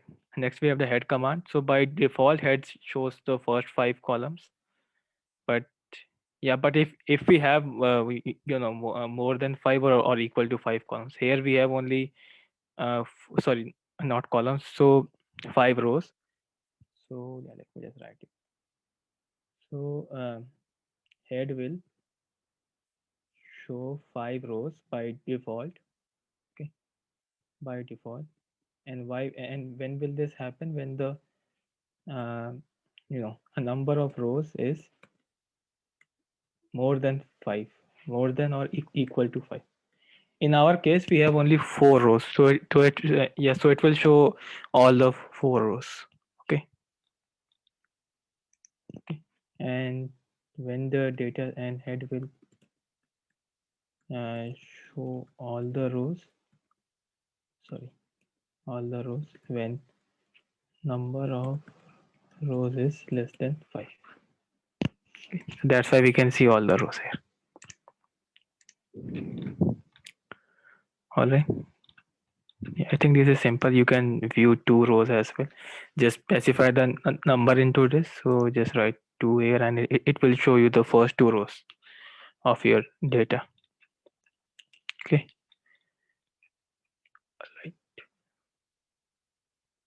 Right. Next comes the log function. So yeah, so actually Pandas has too many functions. So we can't learn all the functions, right? We can't learn all the functions. So what I do is I always try to find their documentation. Okay. So this is the documentation of Pandas. It is very much intuitive. Okay. It will give you some, default functions and all these things, and it will tell you what all parameters are required. So like allowed inputs are this. Okay. Yeah, and it will give you, other similar functions to this as well. Okay. I always prefer df.iat, but yeah, but I think in this lecture we will be focusing more on log function. So yeah, so we can go with log. So yeah, so you can go with all these functions, and if you want to see other functions, for example, say columns, which I just showed you right now, ef.columns. So it will show you the column labels of the data frame. Okay, and if you want to see the function of this d type, then it will show you the d type of the what is it, the data frame. Okay, so it's kind of very much good to see this documentation while working on your projects and all. Yeah, because I think it's tough to learn all these functions. Actually, I don't remember most of the functions in Pandas, so I refer to the documentation and then work with these things. Okay. All right. So df.log will give you a subset of the data frame based on a based on a particular condition. Okay. So in programming language, we always have a conditional statements. So yeah, so I don't think I have, I think we haven't done this conditional in this course, but you can learn this comparison thing. So this is called the equal to. Okay, this is called, I think I have told you this thing last time. So it will give you a boolean value. It returns a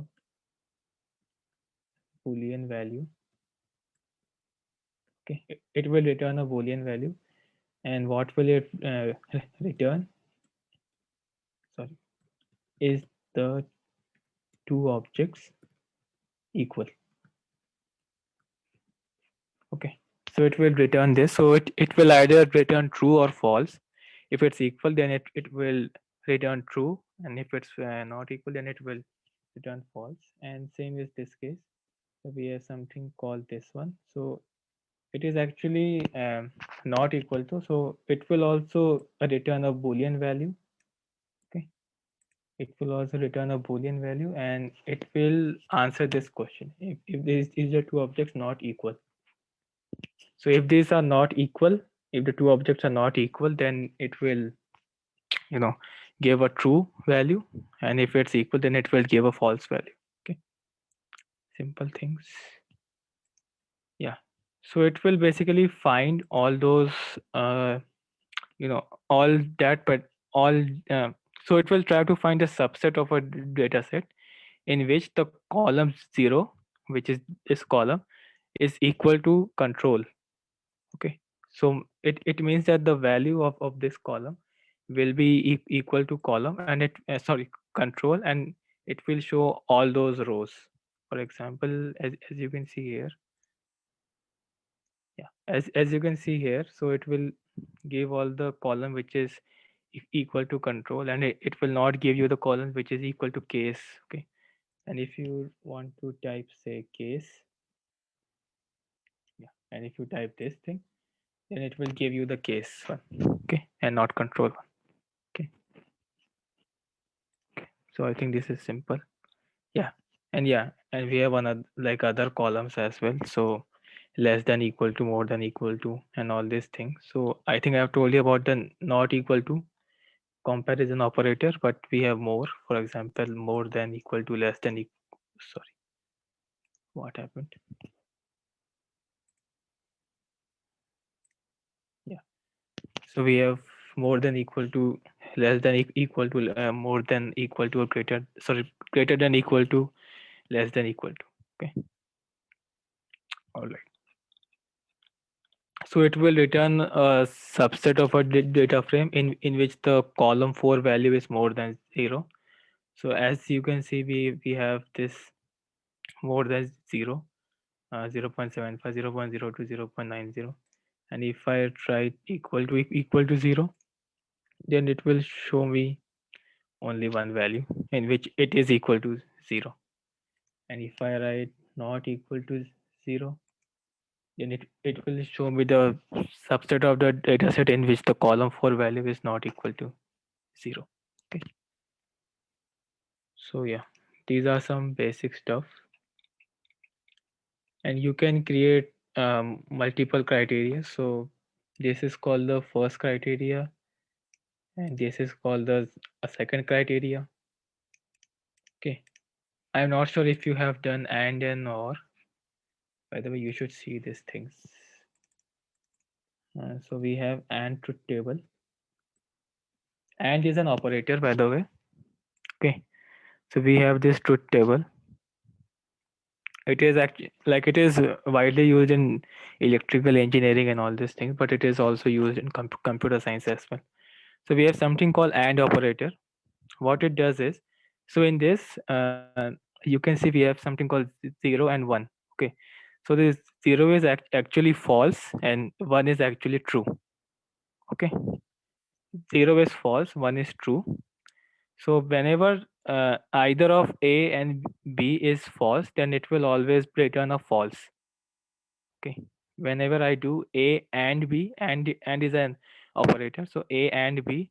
So whenever, or I would say either of this A or B is false, then the output will be false. And uh, if both of them are true, then the output will be true. Okay. So that's the AND operator. We have something called OR operator as well. So whenever either of this is true, then it will return a true, and when both of them are false, then it will return a false. Okay, these two are the most common. I think we have another one which is the not operator. So it just give the opposite of this. So whenever A is true, then it will give false, which is 1. Or I would say, sorry, whenever A is false, so it will give true, which is B, and whenever A is true, so it will give false. It will just give the opposite result. So there's the not operator, we have the or operator, we have the and operator. Okay. All right. So wait a second, what happened? Yeah. So yeah. So that's the truth table. By the way, you can ask your doubts in the chats as well. So Dottie will try to reply to your doubts then. Okay. Anyways. So yeah. So now we can go ahead. Yeah. So this function, what do we call this? I think it's called ampersand sign. So this ampersand sign means and function. This ampersand means and. I think I should comment it to the video. And this pipe is called or. Okay. This pipe is called or. This ampersand is called and. This pipe is called or. Okay. So what this statement is trying to say is, first is df.log. So it will give me a subset. Okay. Simple thing. df.log will give me a subset. And now I will have to give a condition to it. What condition I'm saying is, whenever the this column 0 thing is 1, so this should be control. Okay. And this column 4 should be more than 0. Okay. Yeah. So now you will have to think actually that when will this condition be true? When will this condition be true? This whole condition. So we have one statement. Our first statement is this one, this whole condition. Okay. So this is our first statement. Okay. Our second statement is this one and this one right here. Okay. These are so these two are our statements, and now we will have to see when will this be true. Okay. So for this to be true, so we have an AND function, and as I've shown you, so we have this truth value right here. So when will this be true? When both of the conditions are true, right? So when both of these conditions will be true, then it will be true. The whole the statement will be true. It means that it should be true, and this thing also should be true. So as you can see, this column 4 is more than 0, and this column 0 is control. So both of these conditions are getting satisfied. So it will give all those. So it will give that subset of the data in which both of these conditions are true. Okay, simple thing. It's a kind of a bit, it's kind of a bit conceptual, but I think you should be able to capture this idea. All right. Now let's try with a pipe. So sorry, I think I can create a new cell actually.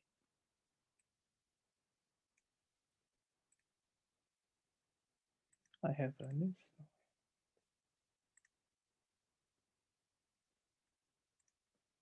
Yeah. Now is the OR case. So what will happen in the OR case?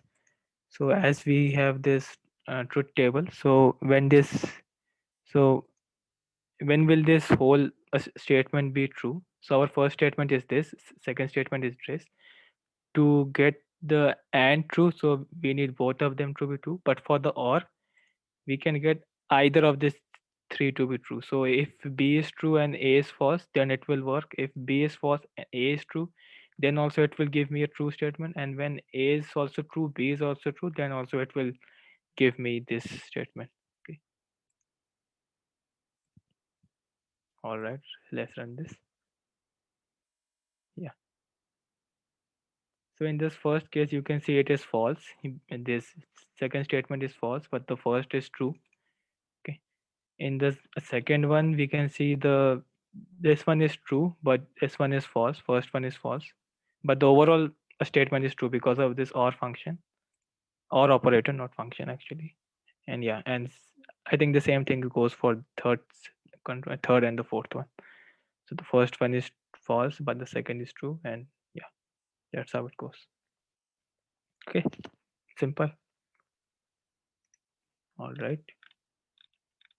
So yeah, so these are the two conditional stuff, and this is the truth table. So you can learn this truth table, or I would say it's very much intuitive and an OR function. So yeah, if you work more in the computer science background, then so we deal with all these things every day in our life. So that's why we know this. But yeah, but you can also learn these things. It is pretty much intuitive. All right, let's go to the next one. Next is creating a new column. That's simple. So all right, let's yeah, before going into that, so yeah, let's leave it. So the basic thing that one should do for creating a column is just write this df dot brackets with a new column name. Okay, if you write the same column name as in the previous one, like column 0 1 2 3 4, so it, this column will get updated. Okay, so that's kind of an issue. So yeah, place a new column name, and if you want to add this to, okay, yeah, if you want to add this to, then it will add this for column 2 and 4. So column 2 and 4 will add this thing. So 0.25 plus 0, 0.25, 0.90 plus 0.75 is 1.65, and that's all. Okay. Yeah, but we should also ensure that the data types of column and 2 and column 4 should be compatible to the operation. Okay. So if, yeah, so what I mean to say is, if one of the column is a string and another is a column is an integer, then it will not work. It will not work. Okay. So this thing will not work. So it should always be integer plus integer. So that will give me the sum. And if I do it string plus string, then that will give me the concatenation of the string. Concatenation. Okay. Okay, so this is another simple thing. So we will get the concatenation. Sorry, in this case we will get the sum, but if it's string, then we will get the concatenation. Yeah, if the column already exists, then it will be overwritten, as you can see. So when you type column 24 is equal to 42, so what Python does is, so Python is a very weird language, I would say. Python is a weird language. You are giving a number and it will change each of this to this, each of the values of this column to 42. Why? Because Python what does is multiplies, not multiplies, actually it creates an array implicitly. Okay, so it will create an array, implicitly, and and it will just put this in this way. For example, if I write 42, sorry, if I run this now. So yeah, so here we have this column 24.25, 1.65, 0.45, 1.74, and you can see this is now all of these are 42 right now. Okay, so this 42 is actually the same thing like this 42, 42, 42, and 42. Okay, so this will also give me the same output. Okay, so this thing will also get me the same output. So in this case, what is happening is when you type a number 42, so this is getting changed into an array with all the same values. And the size of this will be taken as the size of the data frame. Okay. Yeah. All right. So yeah, this is a very simple thing. So it basically creates an array implicitly. So basically it performs this function internally. Okay, so the user will not get any error or something. But if you do the same thing in C++, then it will show you an error that the data types are not compatible. Okay, but Python, as I said, is a weird language. So yeah, it will do this thing for you. Okay. One question. Yes. Exactly at this, I tried to do the array thing like in brackets, and it works if you show him 4 numbers. And my question is, does it matter if you use round brackets or like square brackets? Because I use them both Square and both brackets. works. Yeah, the round Yeah, ones also so work, but why? yeah, Does it make any difference? yeah. So basically, yeah. So in this case, in this context, it will not make a difference. So when you are typing this round bracket, so it is actually a data structure called tuple, and when you use the square bracket, then it is actually a data structure called list. Okay, so these are the two things. Okay, so what's the difference between a tuple and a list? Actually, these both of these things are the same. Yeah, so we haven't covered this. So yeah, I think I can do this right now. 1, 2, 3, 4. So whenever you type this rounded brackets, okay, and you check the data type of this, so it will give you a tuple, right? And if you type this one, then you will get the, what do you say, the list. Okay, but here is one thing. List is mutable, I guess, mutable, and tuple is immutable. I don't remember that exact definition of this. So a list can be changed, but the tuple cannot be changed. Okay. So if I initialize a tuple, say 2, 3, 4, 5, 6. Okay. Print a. Okay. So it will give me an a. The actually this tuple. Okay. Now suppose I want to change one of the values of this tuple. When I say I want to change the first value, which is this one. I want to change this value now. So let's say a of 1 is say some number, say 12. Now print a. Okay. Yeah, it will give me an error. uh, we can't change the value of a tuple. Tuple Yeah, value does not support item assignment. Okay. I got it. Thanks But very much. yeah, but if we change this to list now, if Yeah, we we change would this be to able to list, change it.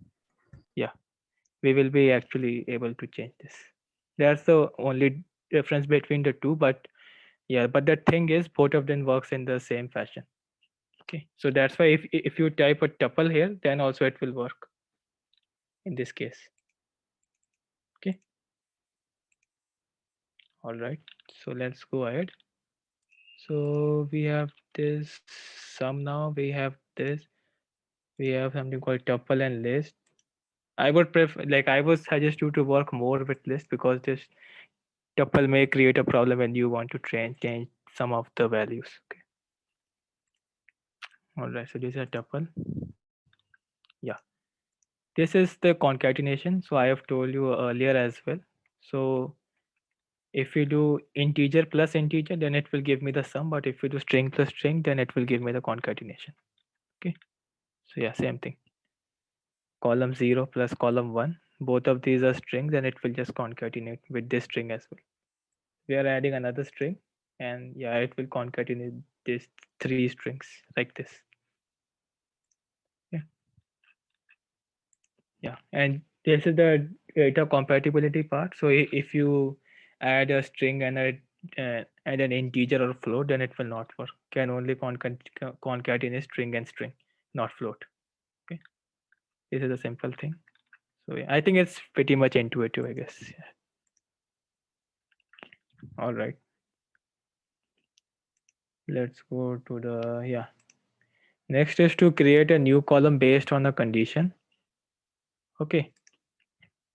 Mhm. All right, so let's run this.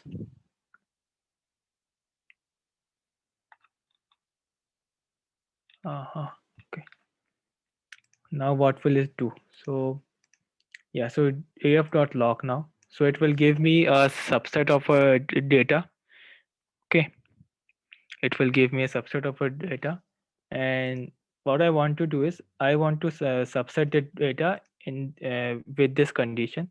The condition says that the column 0 of this, yeah, column 0 of this should be control.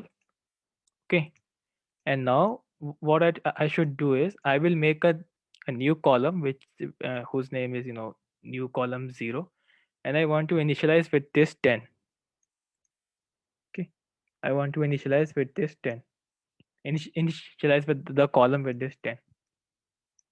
Okay, so as you can see, the column 0, whenever the column 0 is control, like in this case and in this case, so it will just make a new column 0. This will be 10, this will be 10. Why is it nan here? Because we haven't any initialized any condition here in this case. I mean, we haven't mentioned any condition for the case one.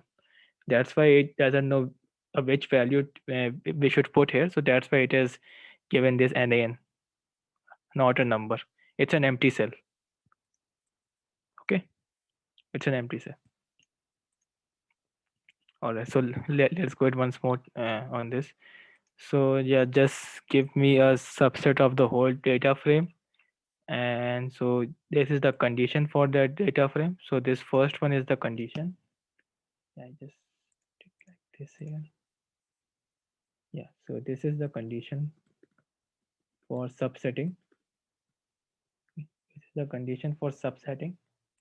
Okay, and yeah, and just and for that subset, make a new column 0, and we will initialize it to 10, and it will perform the same function as in this case.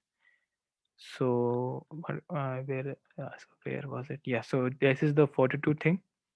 So yeah, so as you can see, so it will create a list internally and then put it in the data frame. So yeah, same thing will happen in this case as well.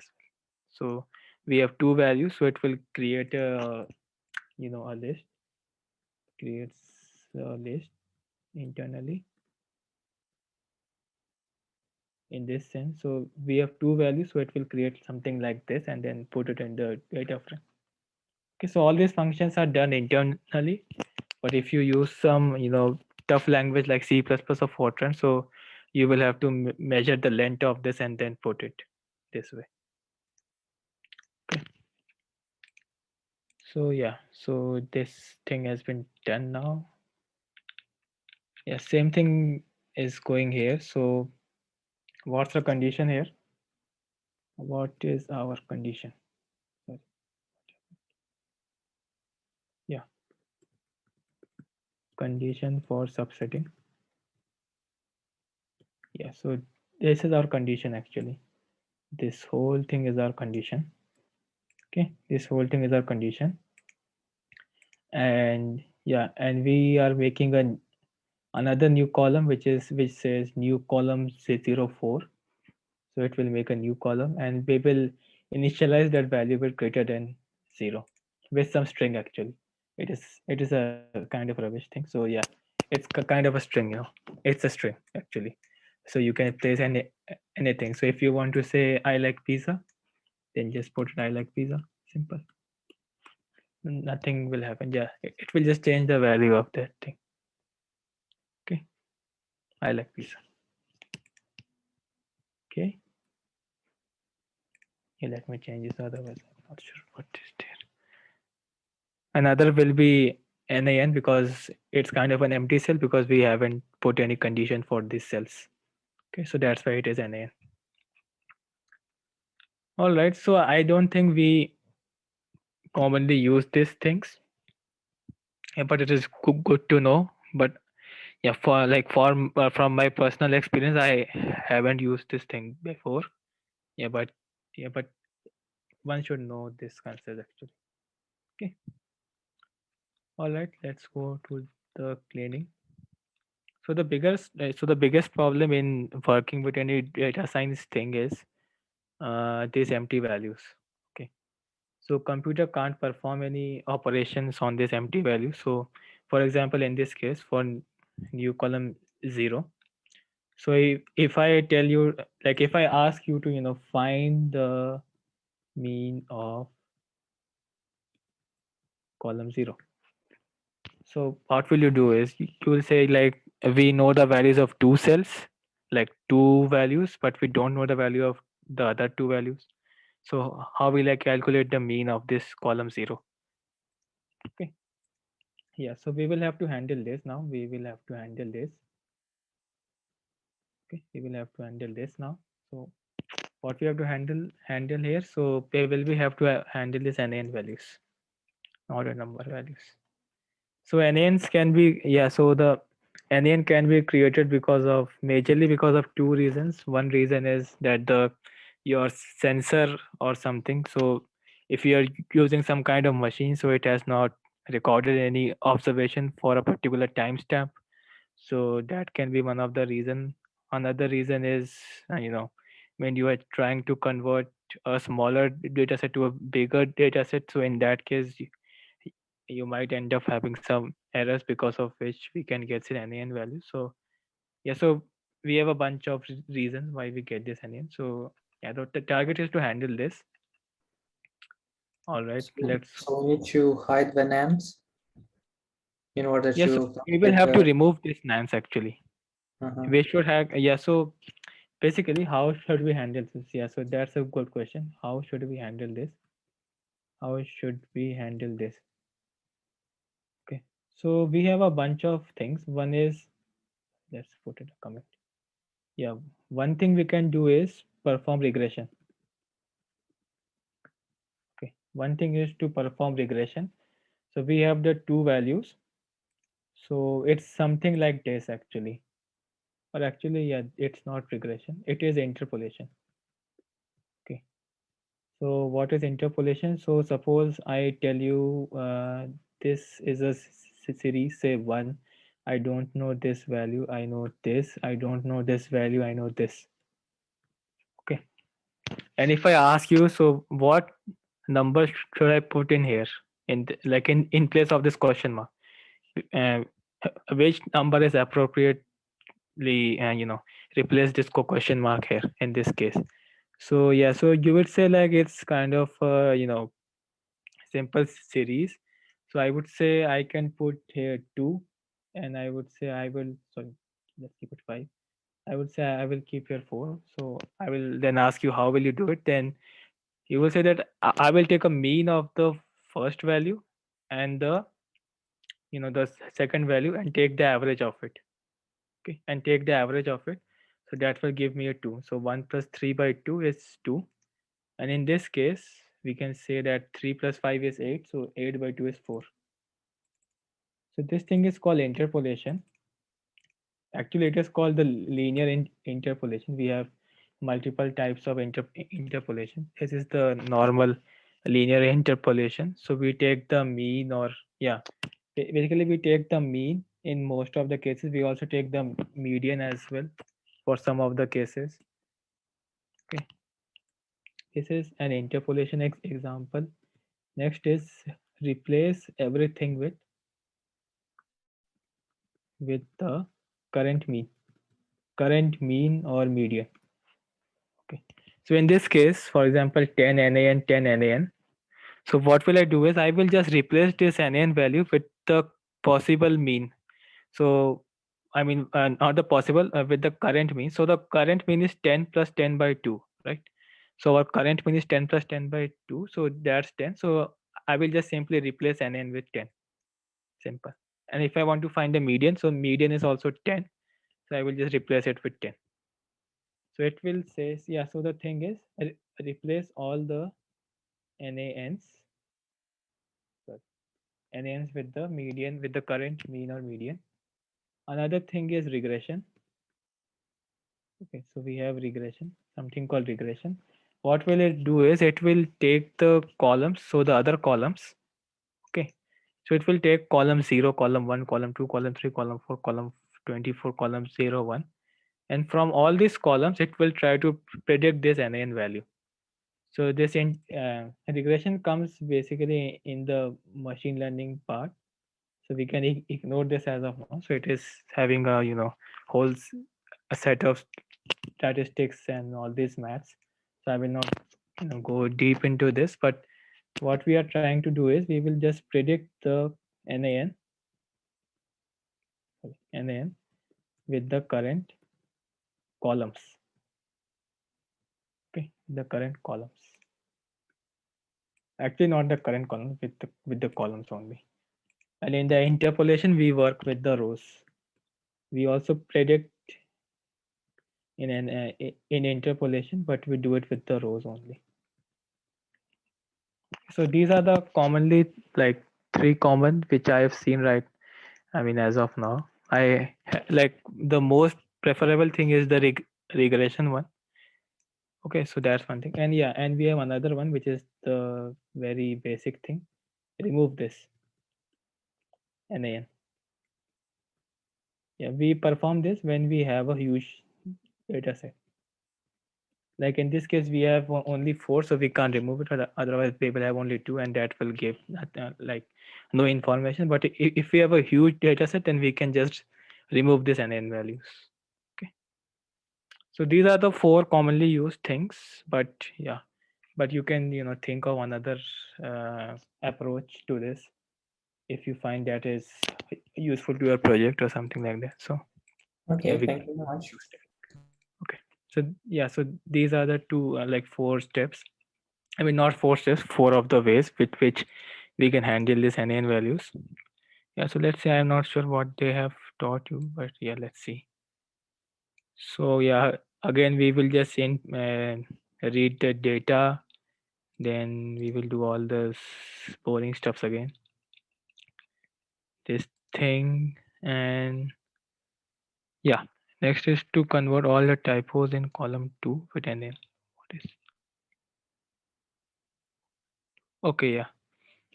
So as you can see, we in this we have a column 2, and this sample 4 is having a weird value which is C0884. Okay. So what you can do is you can just replace it with an NaN here. I'm not sure why they are doing this, but yeah, we can replace it with NaN. So what it will do is, so we have this column 2, pd.to numeric. So it will change the data type to a numeric. And yeah, so you can just Google this function. So I don't think I have ever used this function, to numeric. So it will add this NaN values in its float, in its a numeric form. So NaN can be basically in a string form or in a numeric form. So in this case, they have used this numeric form. Yeah. So you can just Google this function, to numeric and df with typo. Okay. So yeah, so I think it will find the typos here and it will just replace it with this NaN. Yeah, that's the basic thing. Yeah, but you can ignore this. We don't use this anywhere, I guess. Yeah, so what we are doing is it will just find the typos and replace it with this NaN. Okay. By the way, why is it being called as a typo? Because you can see we have the float numbers here, and at the end we have this C084, which is a string, so that's why it's a typo. Okay. All right, let's go ahead. Have I run this cell? No, I haven't run this. Let's run this. All right, let's go ahead. Go ahead. Is null. What will it do? So is null will, yeah, is null is an important function. One should note this. So for is null, it will return a boolean value. Boolean value. And what question it will try to answer is the value NaN? Okay. So it will give a boolean value and it will check if the value is an NaN value. Okay. So in this case, for like sample one, let's go with this one. Yeah. For the sample one, so is it an NaN? No, it's not an NaN. So it will give me a false. Next one, so it is not an NaN, so it will give me a false. Same with the third sample, but for the fourth sample, we have an NaN value, so it will give me a true. Okay. Yeah. So so it will just give me an boolean value, and it will just tell me is the value a NaN, or I would say an NaN. Yeah, let's fix the grammatical mistake as well. Yeah. So it will be an NaN. Okay. All right. Let's run this by the way. Where have I gone now? Yeah. Yeah. So first method is this, which I told you, which is a very simple. Just remove all these NaN values. Okay. So yeah. So for removing, we use drop na. What is drop na? So drop na is drop na. So it's actually drop NaN. So it's an abbreviation of drop NaN. Drop na is an abbreviation of drop NaN. So it will remove all the values which is having an NaN value. And how is equal to any means it will, remove any of this NaN values present in this. Okay.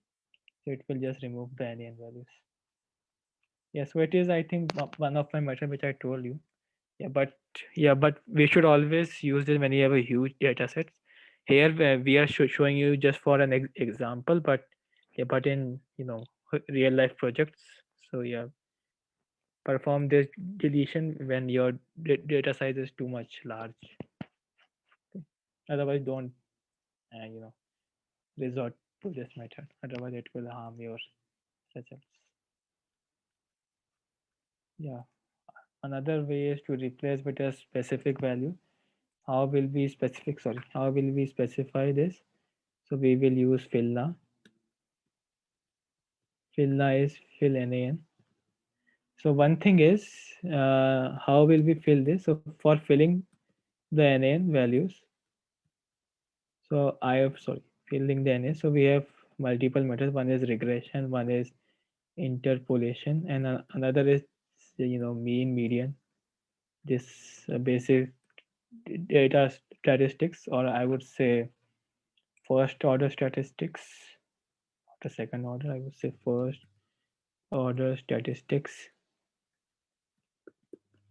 Yeah. Another thing is just a constant value. Simple. Maybe in this, yes. So in this case we use, like in, not in this case. So most actually like most probably with 0. So in most of the cases we initialize the NN with 0 value, and the function we use is fill now, which is to fill this NN. So as you can see, this is column 2, this is sample 4. So we have just filled it with a 0 value. Okay. However, it is however you want to permit some so in the following ways. Okay. By the way, this is a very bad method of doing it, like to fill NN with 0. It's a bad method. Why it's a bad method? It changes the data statistics. Okay. So it will change your data statistics in this case. Okay. Like when we put it with 0, then it will not affect much. But if you say, like if you put 100 here, we have 0.25, 0.9, 0.43, we have 100 now. So yeah, so first our mean will be kind of low because we have 0.25, 0.90, 0.43. But once I put 100 here, then the mean will change, right? So the mean will change, or I would say the first order statistics will change in this case. So yeah, that will your affect your results. That's why we mostly use this 0, because it will not change it. Yeah, but otherwise if you use some other value, say 100 and all, then it will affect it. Okay. All right, let's run this. Okay, so yeah, so that's the thing. Next is to append an empty row. For example, say, yeah, just example, say, yeah, this is for the example purpose. You don't need to understand this. So we are simply adding a Pandas series 5 example is equal to 5. Yeah, so basically we are adding another what do you say, this row which is having all NaN values. Okay. So this is only for the example purpose. So you don't need to learn all this thing. So append will basically add a row. Df.append will basically add a row. Df dot will add a row. Yeah, you don't need to understand understand this command, but it's just like a simple function. Okay. Df will add a row. Yeah, and yeah, it's the same thing, just remove it. So it will just remove this thing. Okay. Yeah, I just told you about this drop now. So it's drop NaN, so it will just remove all the NaN values. So as you can see, we have NaN values, and now we don't have any NaN values. I don't know why they are repeating this again, but yeah. Next is the subset.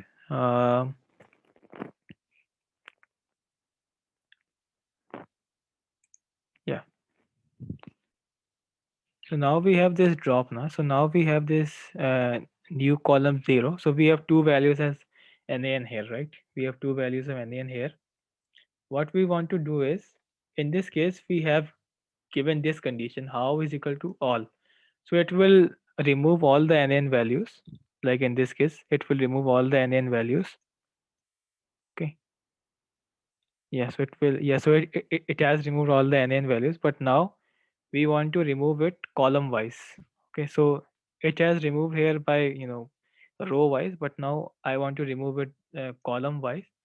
So what it will do is, it will just go to this column, new column 0, and yeah, and it will then remove these two values, two NaN values. Okay, yeah, because we have specified the column and it will then remove it. Okay, yeah, these things are pretty much basic. Yeah, so these are the, just removing and all, removing these NaN values. We have something called df.interpolate. uh, I think we have this here. I don't know, let's see. Pandas dot interpolate. Yeah, we have this. Sorry, what I have pressed. Yeah, we use this interpolate function to, replace all these things, all these NaN values. Yeah, so we can also use this interpolate. We have a bunch of methods. One is called the linear method, but we have other methods as well. So all these are the methods. Krog method or spline, Akima, cubic spline, and all these things. I don't know any of this except for this spline one. Cubic spline I don't know. Krog I don't know. Yeah, nearest zero S linear quadratic. So all these are the types of this interpolation function. So you can use this. Okay. All right. Let's go ahead. What happened now? Okay, so that's all kind of basic stuff. Next thing comes with the merging of the data frame. So yeah, let's merge this. What we will do is we will just merge it. So yeah, so first we have loaded one data frame, which is this one. We have another data frame, which is this one, age one. Okay.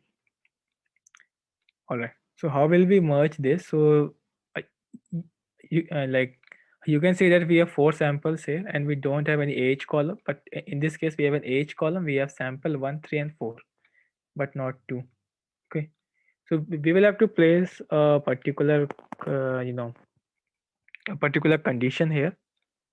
So whenever you say merge, gf.merge, okay, and on the basis of the sample name, on the basis of this index, so what will it do? It will just find the, the intersection of these two data frames. Okay, so what is the intersection? So I hope you know the concept of intersection. Sorry, yeah. I hope you know the concept of intersection and a union of sets, basic set theory.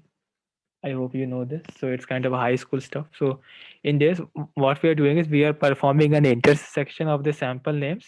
So we have 3 sample names, 1, 3, 4, and here we have 1, 3, 4. So yeah, so both of these, yeah. So basically, for first we perform this intersection. So what's the intersection? We have sample 1, 3, and 4. So as you can see in the final output, we have sample 1, 3, and 4, and this age will be appended to this. Okay, so the age will be appended to the column name.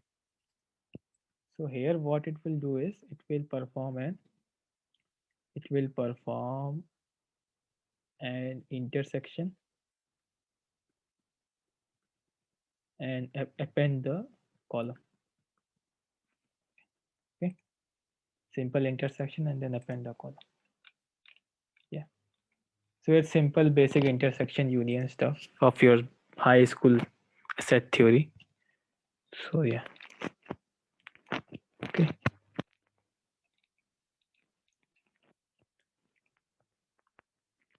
All right, now I don't know what they have done.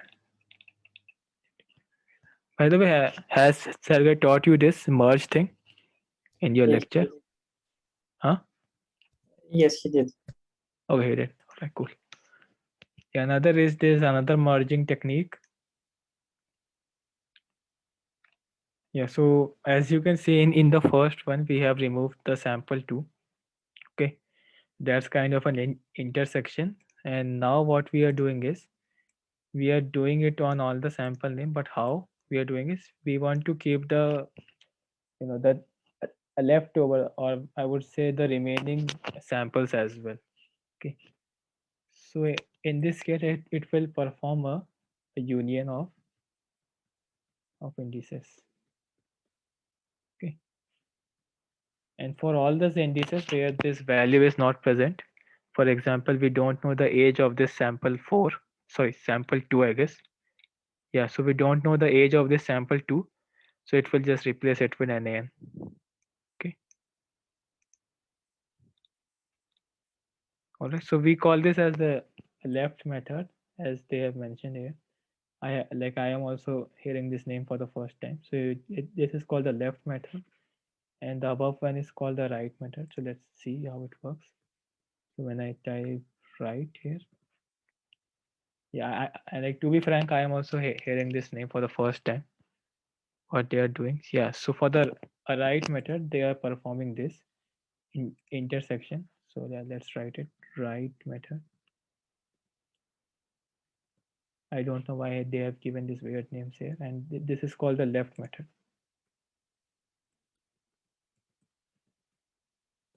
This is called the left method. Okay, it will give the union of indices and it will give the intersection of the indices. Okay, they have mentioned it, I guess, left, right, or something.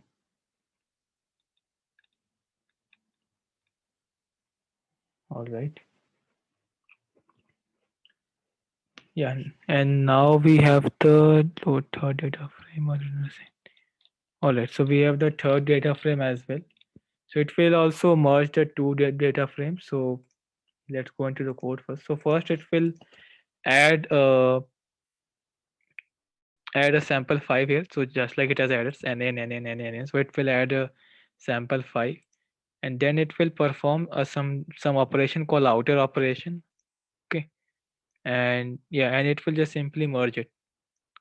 So what will it do is, so it will keep the sample 5 and perform this operation, because we don't know the value of age for sample 5 as well, so that's why it is giving it as NaN. Okay. Even though the sample will not generate first. Sorry, once again, what does outer mean? Yeah, so outer is doing the same thing as right. I'm not sure why they have given a separate name for this. Yeah, so we can also explore these things, by the way. If we put right here, then what will it do? Okay, sorry, not right. Let's say left. Yeah, left and the outer seems similar to me. Okay. Alright. So yeah, so we have something called a right method, which I have told you. So right method will perform an intersection, right? Let's check it once. Yeah, so the a right method will perform an intersection, as I told you, perform an intersection. Okay, and yeah, and what will the left method do? Left method will perform a union of this, union of indices, but it will not include the include any row which is fully NaN. Okay.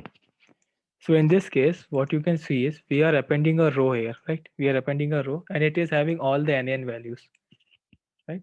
It is having all the NaN values, and now we are merging it with the, say, the left method. So what will it do is, so it will not include the fifth sample because it is having all the values as NaN, right?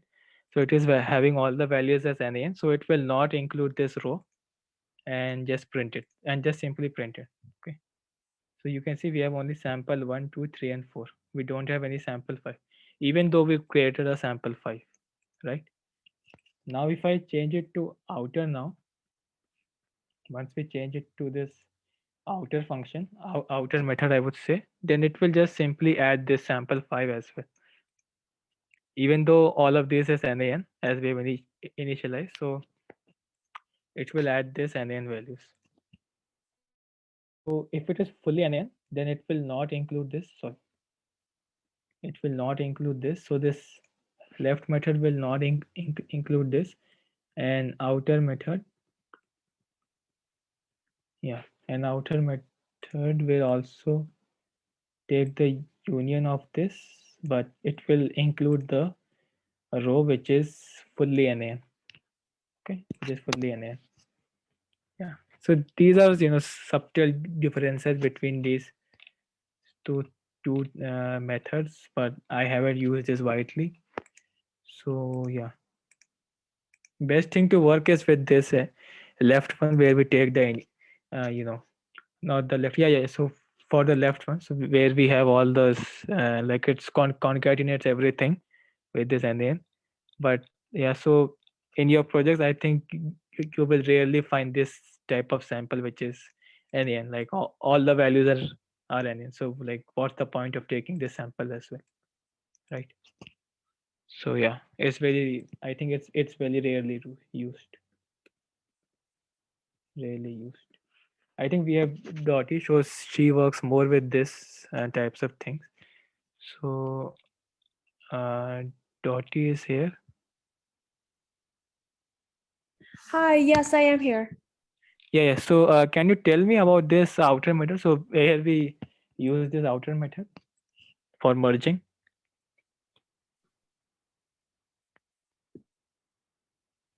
Let me take a look.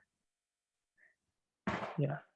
Like I told you, it is very rarely used because we have all the values as NaN. So what's the point of taking the sample 5 in your, for analyzing any data, right? I think outer is the union of both the data frames, but the left is the union of left data frame and what coincides with the right data frame. And if you do it the right way, then it's the union of what's on the right data frame and what coincides in the left data frame. So Yeah, it looks like that. Good explanation, Dan. It looks like when you merge the two data frames, they'll include all of the values. And so that's why there ends up being the extra sample 5 of NaNs. Mhm. Yeah, so in the left one, so it does not takes this NaN, right? This fully NaN stuff, fully NaN row.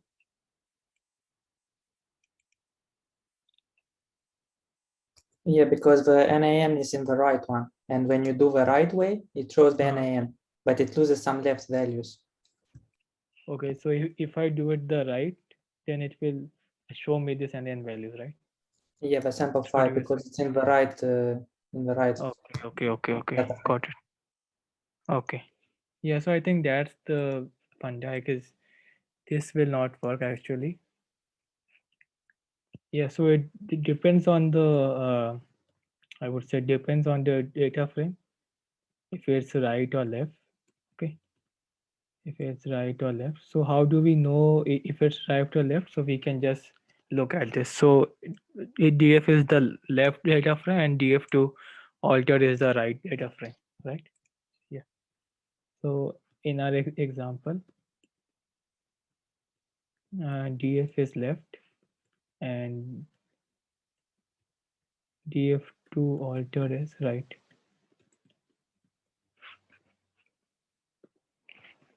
Okay. Yeah, so this is a bit complicated stuff. So yeah, so so the best approach is to stick with one of this thing that is left or right. So use either one of them. Yeah. So yeah, so this is the thing. Like I was also not sure about this left right stuff, but yeah. Okay. Yeah, let me just remove that. I think this is not the concept for this.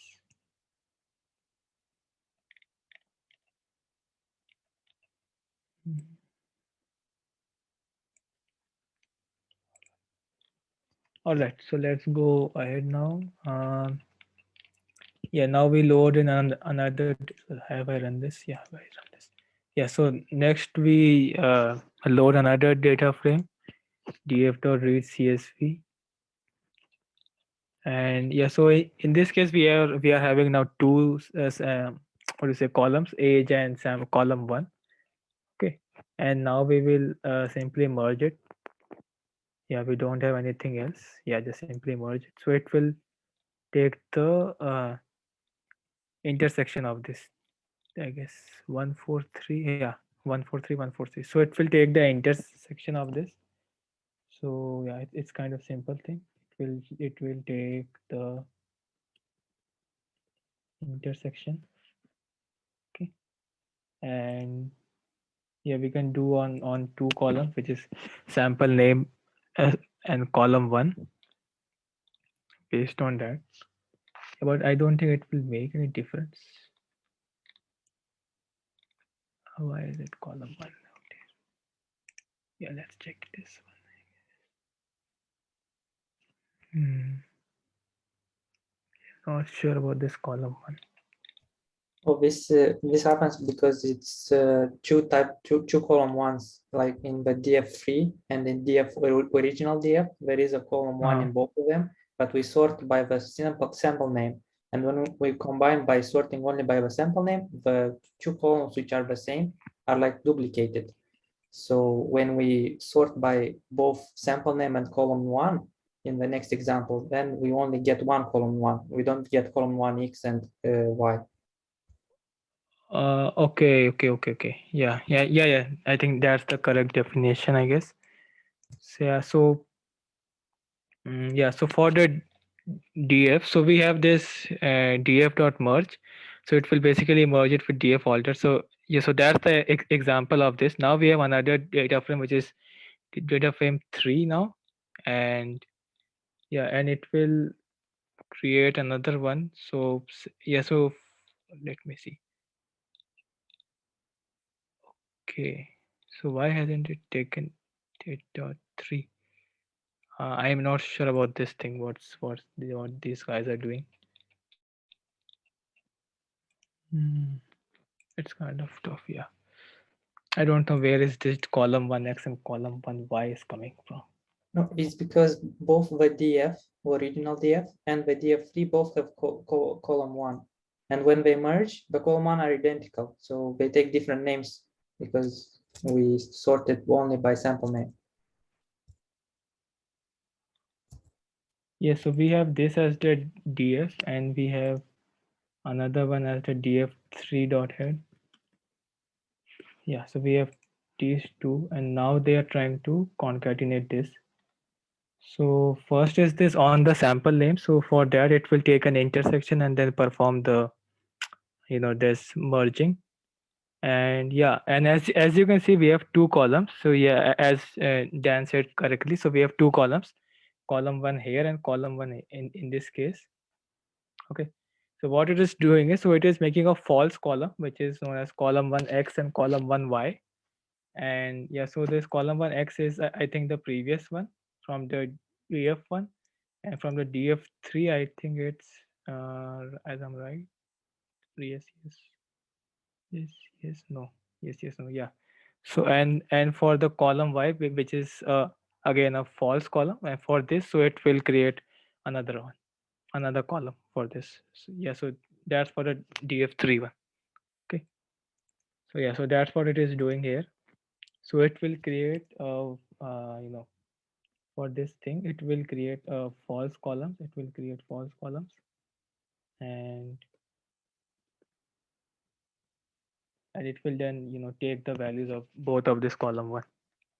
However, in this case, we are basically merging this because we are specifying which column on which we want to merge it. So once we mention this as column one, so it will just simply merge it here. For example, we have yes, no, and we have yes, no. So it will just merge it, column 1x and column 1y. Okay. Yeah, that's the basic concept of this. So thanks, Dan. Thanks for helping. So yeah, that's what is happening here. By the way, all these things, I was also not aware of this. So one thing you can do is you can just simply Google this stuff, df.merge, and it will give you the whole documentation of this. Is the Pandas 1.3.5 documentation, and it will tell us all these details about this, right, and all these things on and all this. Okay. Yeah, so it other parameters as well, so you can also check this out. All right. Next is the grouping of rows. So like in the previous examples, we have worked only on the columns here because we are working on the basis of the columns. Yeah, but now we will be working on more with the rows and all. So this function group by, what this group by does is it will accumulate all the rows based on a condition. So group by will have a particular condition. So basically the condition is this column name only. Okay. So yeah, it will group by column names only based on column names, and it will just accumulate all these things. Accumulate. Yeah, I think that's the spelling of accumulate. Accumulate. Yeah. Yeah. So it will just group it by the column name. So in this case, we have this column 0, right? So we are, yeah. So first we will group this by column 0, which is case and the control, and it will just take the mean of this. Okay. It will just perform the mean here. Mean means average. So it will perform the average for possible values of what do you say? What is this? Possible values of column of this columns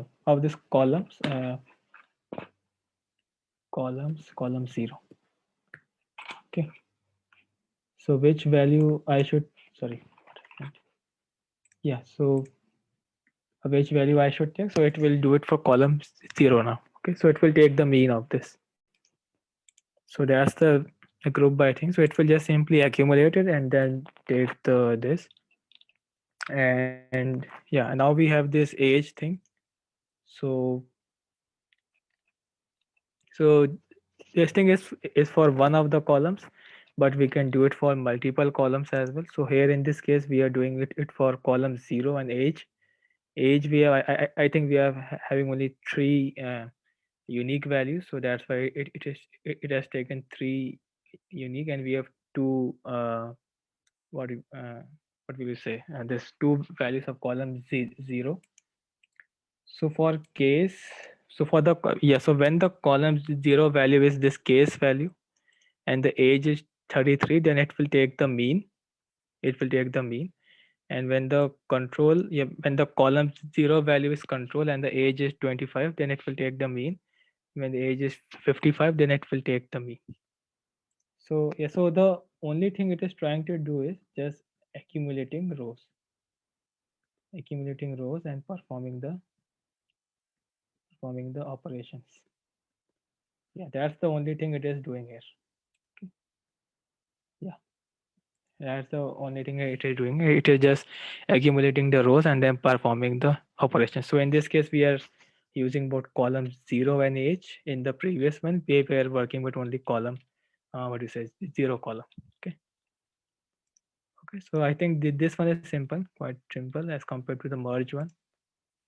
So yeah, and yeah, as you can see, it will give a new index here. So in the first one, we have the column 0 as the index, and here we have column 0 and age as the index. Okay, so we can reset this thing, reset the column index as well. Yeah, so we have a function called reset this index, so it will just simply reset the index to the basic 0 1 index, or the numeric index, I would say. Okay. Yeah, and you can also set a particular index as well, like in this reset index. So for reset index, we are taking a normal, I would say, for reset index function. So we will take a simple we'll take a range. Okay, so I would say a numeric range, but in this case, for this one, set index function. So what will we do is it will just set some some column as the index. Okay, sets a column as an index. Okay, so it will just set a column as an index. All right, so yeah, so that's simple thing. So yeah, 33 and 34, and yeah, it will just set an age as. So it will just set this column as the index here. Okay. Yeah, and yeah, so that's the, I think that's the end of your thing. So I have taught you this thing, I guess, gf.2csv. So if you want to save the file as a CSV file, then you can use this 2CSV. Okay, and 2CSV files. Sorry. Like, so if you want to save this, so you can just save to TSV, sorry, CSV files. What is CSV? It is known as common, sorry, what I'm saying, comma separated version of file. I don't remember, but it's kind of commas a separated thing.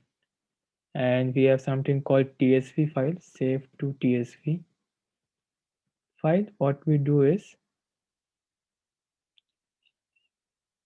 yeah, tab separated.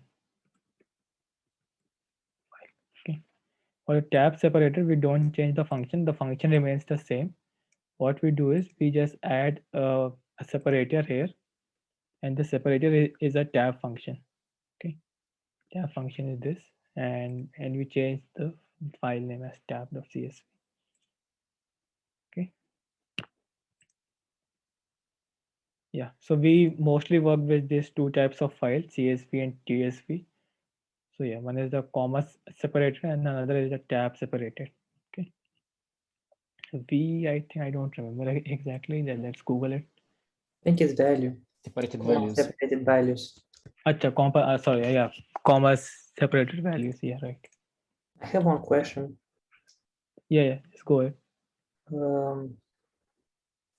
It's about the index we just removed. The previous index to the df1 and 2 grouped by code 10 was column 0, or which was the index for that before we resetted the index?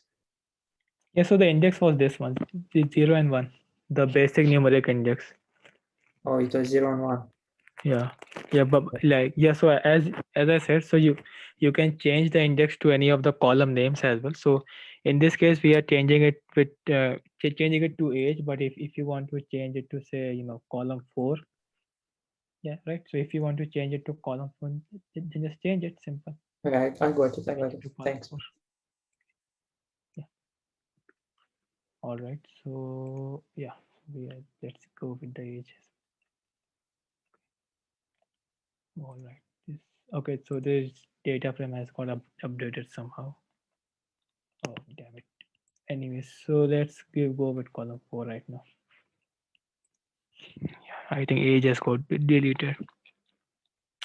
All right. So this is the thing. So we can now finally save it to the CSV and TSV file. Okay. Yeah.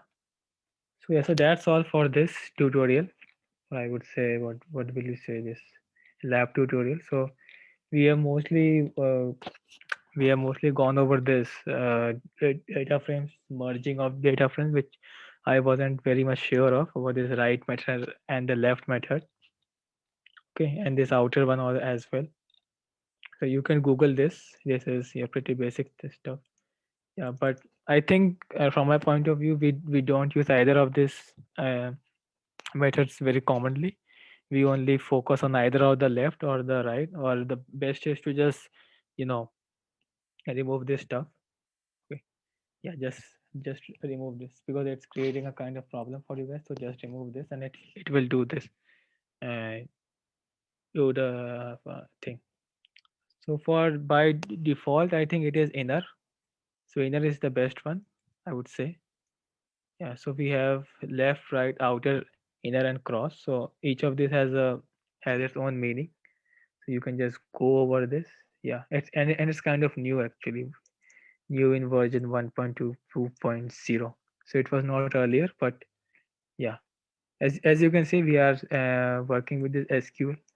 So yes, similar to SQL left outer join. I have also never used it as SQL function, but yeah, so it's kind of that thing, left, right, outer, inner, and cross.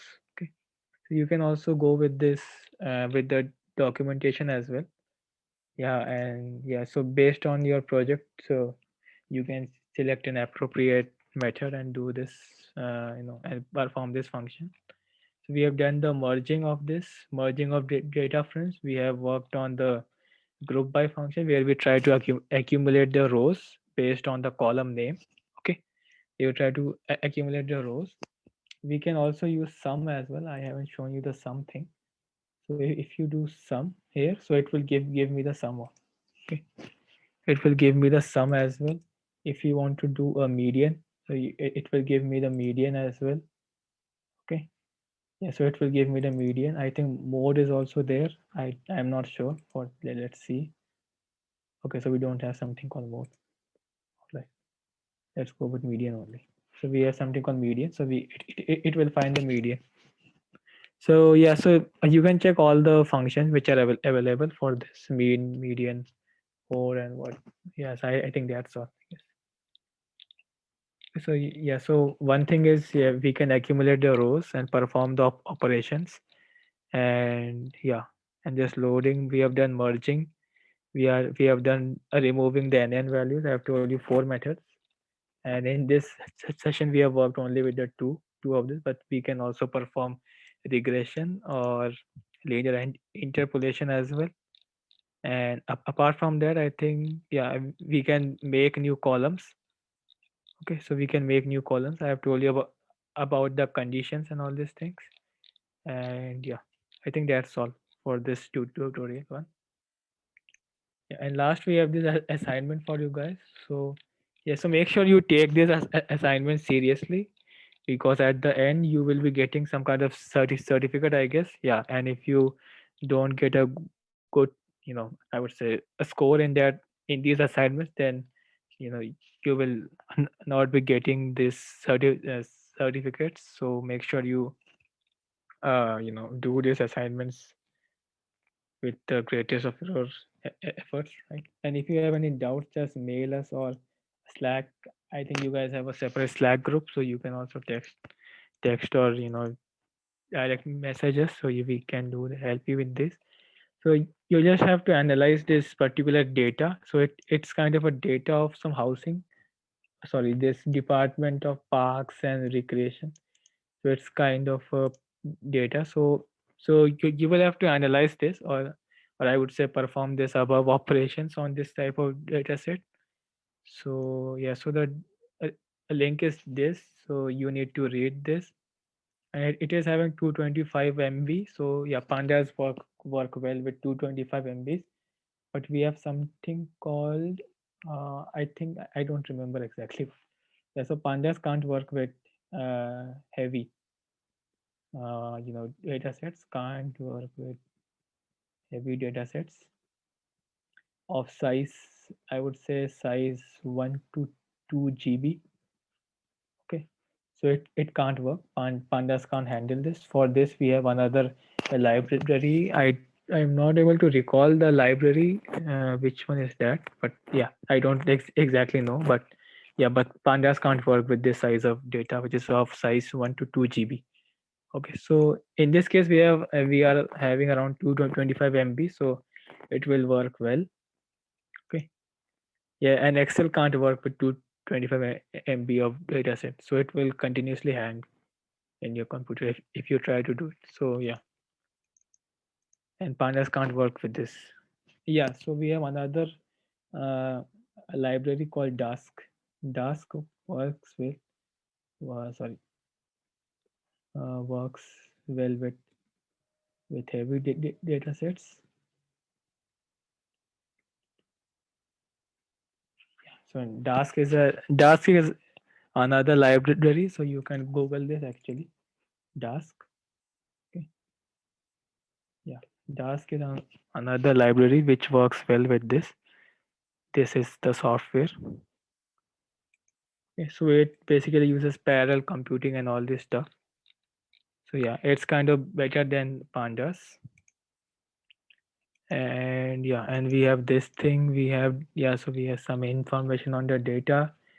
You can see the data set. So it will show you the first first 5 rows. 0 to 4. So it's the first 5 rows. And yeah, and you will have to perform all these operations. So they have mentioned some kind of operations here. And yeah, so you will have to perform all these operations out here. And after you perform these operations, so you will get a final data frame which you will have to submit to us along with this whole code. Okay, yeah, along with the whole code. Okay, so yeah, save and final CSV and alongside Google Notebook for security. All right, so yeah, so that's your assignment. So you will have to perform all these operations. I think the question is kind of intuitive, so you can just go through the question and then understand it. And yeah, apart from this, I think everything is fine, I guess. And I'm sorry, the maps that are presented there, they're used just to show where is the location of these events? Yes, that we are going to analyze. The maps, yes, I have seen there are some maps. What for Can you repeat the question? Yes, so can what you for repeat the question? in the assignment, I noticed there are some maps. Yes, what for? Just to show the location of the events that we are going to analyze. Actually, Because we are going to analyze some the data parks, or I don't know, and it shows the location of this. yeah, this one you mean to say this longitude and the latitude? Oh, Yes. Yeah, I think Dottie can answer better with this assignment stuff. So, yes. If you're referring to the map right above, yeah, right there.